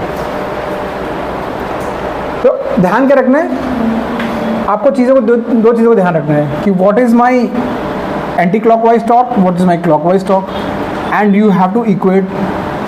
don't forget any force, do not forget any force. कभी अगर हम फोर्स ही भूल जाते हैं, एक फोर्स को कंसिडर नहीं किया, वो भी नहीं करना है, सारे फोर्सेस को कंसिडर करना है।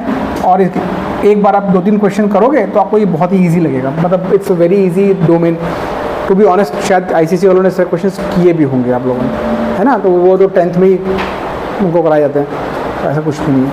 I guess you guys would have done, है ना, हाँ we did some of this problem. Next question,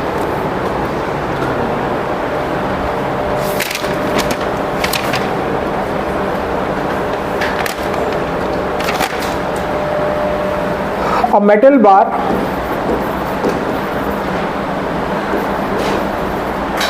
a metal bar 70 centimetre long, अब यहाँ पे मीटर स्टिक नहीं है, यहाँ पे पूरा एक मेटल का बार है कोई जो 70 सेंटीमीटर लॉन्ग है, and 4 kg in mass, and 4 kg in mass is supported on 2 knife edges, और यहाँ पे 2 ले आए वो, ठीक है, is supported on 2 knife edges placed 10 centimeter from each end, placed at 10 centimeter from each end, ठीक है। A 6 kg weight is suspended at 30 centimeter from one end. A 6 kg weight is suspended at 30 centimeter from one end. अच्छी बात है sir, कर देंगे। Find the reactions at the knife edges. Question is, find reactions at the knife edges.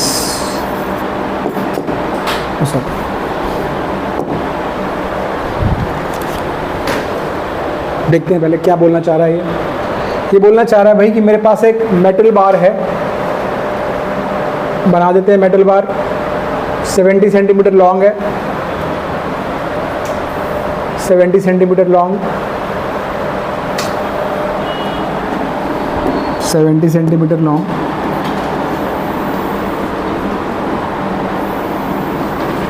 ठीक, okay. There are 2 knife edges 10 centimeter from each end,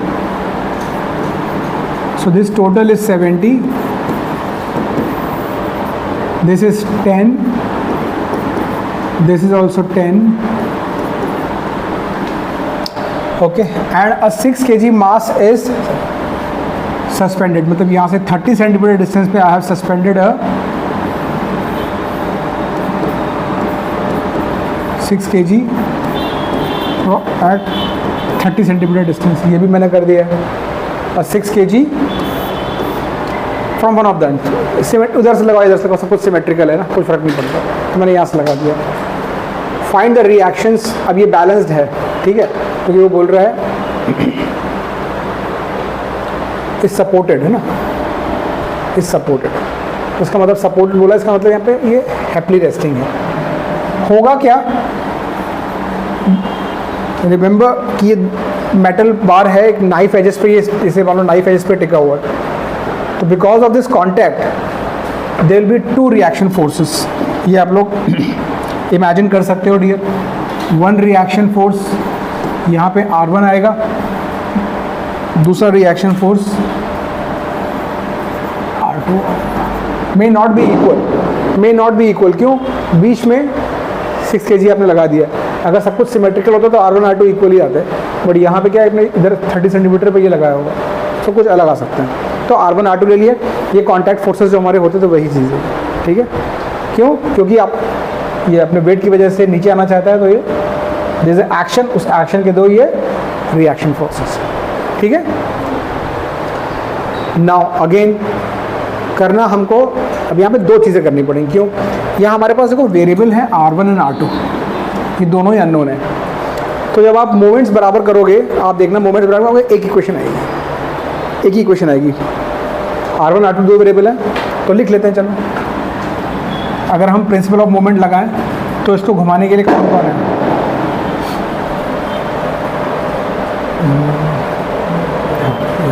और यहाँ पे आप एक कर लो, इसके मिडिल पे इसका खुद का वेट भी तो लग रहा होगा। इसका मास इन्होंने दिया नहीं दिया, 4 kg एंड 4 kg है, ठीक है। सो ये 4 kg लिख लेते हैं हम उसको। ये इसका मिड पॉइंट है, ये होगा 35 centimetre markers. This will B 35 centimetre. Mid point पे इसका वेट लग रहा होगा जिसकी वैल्यू होगी 4 × g, ठीक है। अब सारे फोर्सेस देख लिए, वेट लगा लिया, वो 6 kg अलग से लगा हुआ है, और वो रिएक्शन फोर्सेस लिख लिए। अब हमको क्या करना है, एक तरफ के टॉर्क क्लॉकवाइज लिखने हैं, उसको इक्वल करना है anti clockwise torque. Let's start. R1 will try to rotate it like this way, right? R1 will try to rotate। हम लोग अच्छा टॉर्क ले लेते हैं किसके अबाउट, हम टॉर्क ले लेते हैं। यहाँ पे हमको टॉर्क किसी पॉइंट के अबाउट लेना पड़ेगा। बेस्ट वुड बी हम इस पॉइंट के अबाउट टॉर्क ले लेते हैं। Let's take torque about this point. क्यों? किसी आर्बिट पॉइंट के अबाउट लेने से अच्छा है। अब अगर यहाँ से लो एक, हाँ वैसे इजी हो सकता है अगर आप इसके अबाउट टॉर्क ले लो, क्योंकि ये रुकी हुई है ना, तो आप इसके अबाउट ले सकते हो, इसके अबाउट ले सकते हो, इसके अबाउट भी ले सकते हो, कोई दिक्कत नहीं उसमें। If it is in rotational equilibrium you can take the torque and make it 0 about any point, but we choose a point जहाँ पे लेने से कुछ फ़ायदा हो। इस पॉइंट में एक फ़ायदा होगा कि उस इक्वेशन से R1 नहीं निकल जाएगा। क्यों? R1 से आप मतलब इस पॉइंट पर अगर टॉर्क लोगे, R1 is passing through this point, so R1 will go out from the equation, ठीक है। तो हम इस पॉइंट के अबाउट ले लेते हैं, थोड़ा ईजी हो जाएगा। So let's call this point P and this is point Q। So taking torque about P। अब देखो P के अबाउट लेते ही R1 is out of equation, ठीक है। नेक्स्ट फोर्स क्या है हमारा, ये 6 वाला फोर्स P के अबाउट इसको ऐसे घुमाना चाहिए, ठीक। सो दिस इज क्लॉकवाइज। तो यहाँ पे हम लिख रहे हैं पहले क्लॉकवाइज। तो 6 × g को मल्टीप्लाई कर रहा हूँ, फोर्स चाहिए। ये डिस्टेंस कितना होगा देखो, ये टोटल 30 है, ये 10 है, तो 20, दिस इज 20। अच्छा क्लॉकवाइज में और कोई है? हाँ ये भी है। ये वाला वेट जो है इसको वो भी ऐसे घुमाना चाह रहा है पॉइंट P के अबाउट। ये दोनों सेम डायरेक्शन में है, पॉइंट इस साइड है, दोनों ही इस तरीके से लेके आ रहे हैं। अब इन दोनों को हम ऐड करके नहीं कर सकते कि तो अच्छा दोनों सेम है तो पहले इनको फोर्स को ऐड करके, क्योंकि डिस्टेंस भी इंपॉर्टेंट है। तो इसका फोर्स इसकी डिस्टेंस, इसका फोर्स इसकी डिस्टेंस, तो इसको ऐड करेंगे 4 × g, और ये डिस्टेंस कितनी हो गई, ये 35 है और ये 10। ये ऐसा कैसे आ रहा है, कुछ तो गड़बड़ हो गई है। ये 30 सेंटीमीटर 35 सेंटीमीटर है, तो ये डिस्टेंस, हाँ नहीं ठीक है, दैट्स फाइन।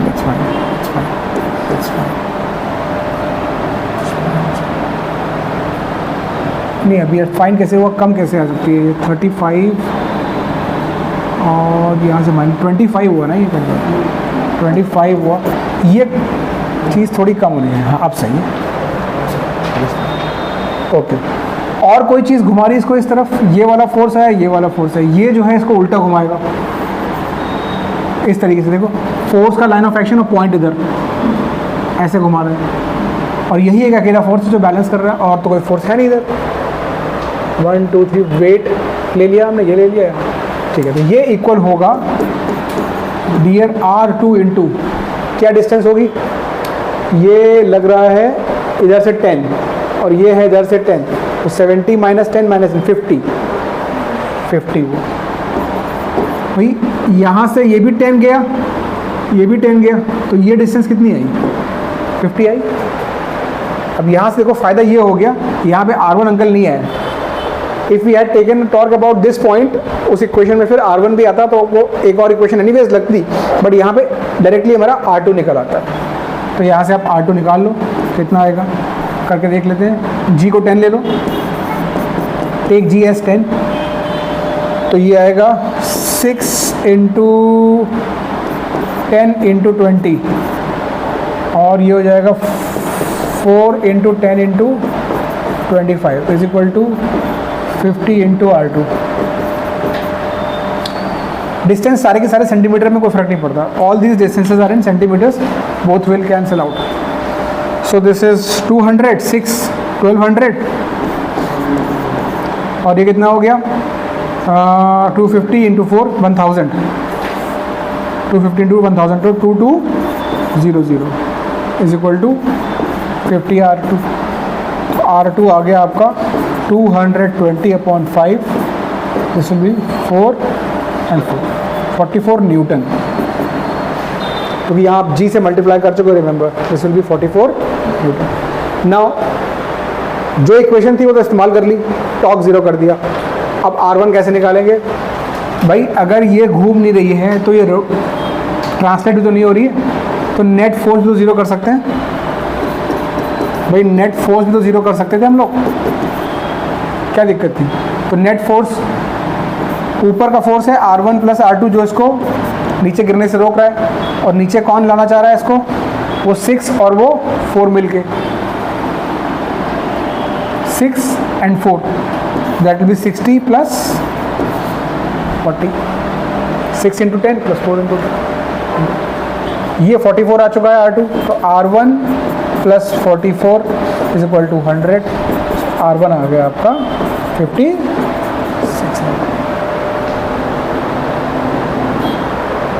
नेट फोर्स, ऊपर की फोर्स और नीचे की फोर्स, ठीक। This is also NCERT guys.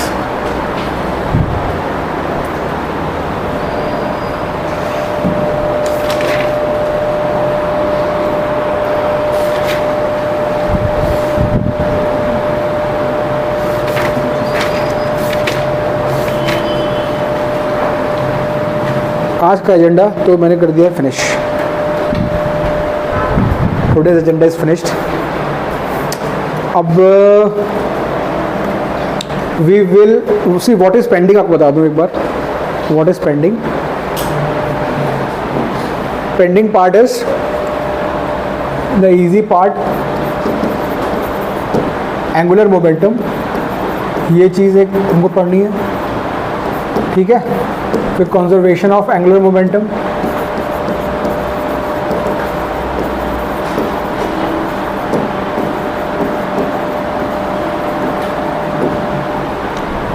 फिर थोड़ा सा rotational kinetic energy and all that, ये बहुत simple, rotational work energy and power, जैसे हमारा पूरा एक अलग चैप्टर था ट्रांसलेशन में इसका, ये एक पूरे चैप्टर का एक छोटा सा पार्ट है। तो जो भी आपने पढ़ रखा है वो इसके छोटा छोटा वही सब पढ़ रखा है, बस उसी का रोटेशनल देखना है। तो ये चीज़ है, ये मतलब 5 या 10 मिनट का टॉपिक है टू बी ऑनेस्ट। ये मेन 2 बड़े टॉपिक बाकी हैं अपने, और उसके बाद ये चैप्टर में सिर्फ एक जो अभी हमको दिवाली वेकेशन के पहले ख़त्म करना है, उसके बाद एक छोटा सा टॉपिक बचता है रोलिंग। अगर टाइम मिलेगा तो रोलिंग भी 18 तक ख़त्म कर देंगे, तो देन वी विल फिनिश। हाँ, एक चीज़ और बता दूँ कि during Diwali vacation I will publish the videos of UNM, तो UNM आप लोग वीडियो से पढ़ लेना, वो उसके डाउट्स हम सीधे करेंगे, है ना। वो अलग से पढ़ने से मतलब नहीं, क्लास में आप लोग बोर हो गए, it's very very basic chapter, तो दैट इज़ आउट। सो मतलब फिर बुक 1 में सिर्फ ग्रेविटेशन बचता है, ग्रेविटेशन आपका होगा आपके एग्जाम्स के बाद, ठीक है ना। ग्रेविटेशन जो चैप्टर है आपके एग्जाम्स होने के बाद स्टार्ट होगा, तो तब तक we will do problems and test of system of particles and rotation, वो चलता रहेगा। मतलब ये सिर्फ हम इसकी बात कर रहे हैं कि इतना खत्म हो रहा है, ठीक है ना, और सिलेबस कवरेज परस्पेक्टिव से प्रॉब्लम्स चलते रहेंगे। Okay guys, so we are back on track now. तो this was the task I had to finish before this week. तो अभी हम ट्रैक पे आ गए वापस, जो मोमेंटम हमने लूज़ किया था वापस मिल गया हमको। ओके, तो थोड़ा बड़ा चैप्टर है ये, तो टाइम लग रहा है, इट्स ओके, इट्स। इसके बाद के जो आपके चैप्टर हैं, जैसे आपका नवंबर में आपके एग्ज़ाम्स थोड़े से ख़त्म होंगे, और तो we will run the syllabus and we will finish grade 11 syllabus max by Jan end. ठीक है, जैन एंड आपका फिजिक्स सिलेबस ख़त्म होगा 11th का, एंड उसके बाद फेब में 15 दिन का ब्रेक, राइट, हो सकता है 5th फेब से 20 फेब हो या 1st फेब से 15 फेब हो, that depends on certain things, but 20th Feb से फिर स्टार्ट करेंगे और we will start with grade 12 agenda, and my target is to finish physics syllabus by August. तो अगस्त तक हमको ख़त्म करना ही है एट एनी कॉस्ट, क्योंकि वो नहीं किया so we are not in the race, we have to start. और नेक्स्ट ईयर मैं आप सबको ऑल इंडिया लेवल की टेस्ट सीरीज़ एक ज्वाइन करने के लिए बोलूँगा, all India level test series, and it's quite good test series and priced very optimally, ठीक है, 6000 7000 का उसका प्राइस रहता है, but they will give you a good view of your percentile all over India level पे। कि आप अगर वहाँ पे अगर आप 99 90.5 3 4 ऐसे परसेंटाइल ला रहे हो तो उससे 0.5 कम ज़्यादा कर लो, आपका परसेंटाइल उसमें आपको मिल जाएगा। तो you will know beforehand where you are actually heading towards, है, तो वो ज़रूरी है। तो वो all India level test series से आपका, तो I am asking maths chemistry ma'am will finish the syllabus by that time. Maths का हो सकता है थोड़ा सा ड्रैग हो, but I am trying to speed that up, ताकि अगस्त नहीं तो सितंबर तक आपका पूरा सिलेबस ख़त्म हो, ताकि we need 1 round of revision also, complete revision. I will talk to you Siddharth on your bio thing, how the NEET is going. Ma'am is doing some NEET questions with you or not? She's doing some NEET questions based off of the things we do in class, but I will be doing the questions. Okay, so let's have a separate discussion on that फिर, ठीक है ना, we have to put that agenda across. क्योंकि the physics and chemistry you are doing here, JEE Mains exactly matches with NEET level, right? So there will be no backlash or nothing new to be learned in physics chemistry perspective. And NEET has physics has the most weighted subject, है ना, तो वैसे भी you are good from that perspective. You score well in physics, you will get more points in terms of your rank and all that score. So that is one thing. So bio का बस देखना पड़ेगा अपने को कि bio में how much you are doing, ठीक है, okay. Anyone giving any other exam apart from the NEET का मुझे मालूम, बाकी सब you all are this CET and JEE Mains and JEE Advanced, right? कोई ऐसा तो कोई और एग्ज़ाम देने वाला मुझे मालूम नहीं, कौन सा? अब VIT के लिए कोई इंटरेस्ट लगता है क्या? उनके पास वो पैसे लेके जाओ, कभी भी बुला लेंगे, आइए चाय पीजिए हमारे यहाँ एडमिशन लीजिए। VIT कोई कॉलेज है? जिनको कहीं नहीं मिलता वहाँ वो VIT कर लेते हैं। VIT के लिए कोई इंटरेस्ट, वो दिखाने के लिए होता है सिर्फ इंटरेस्ट। VIT हो गया और ये बाकी सब हो गए, वो तो आराम से हो जाएगा। 88 परसेंटाइल पे कंप्यूटर साइंस मिली, 88 परसेंटाइल पे कंप्यूटर साइंस भी है, बस नथिंग, ठीक है गाइस,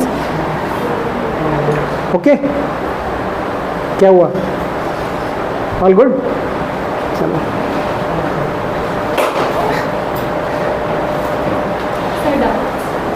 अरे सॉरी जिनके डाउट्स हैं वो प्लीज़, हाँ मुझे कुछ लोगों ने डाउट भेजे थे। आई हैव द टाइम, 12 बजे किसी का अपॉइंटमेंट है तो हम लोग कर सकते हैं वो फटाफट।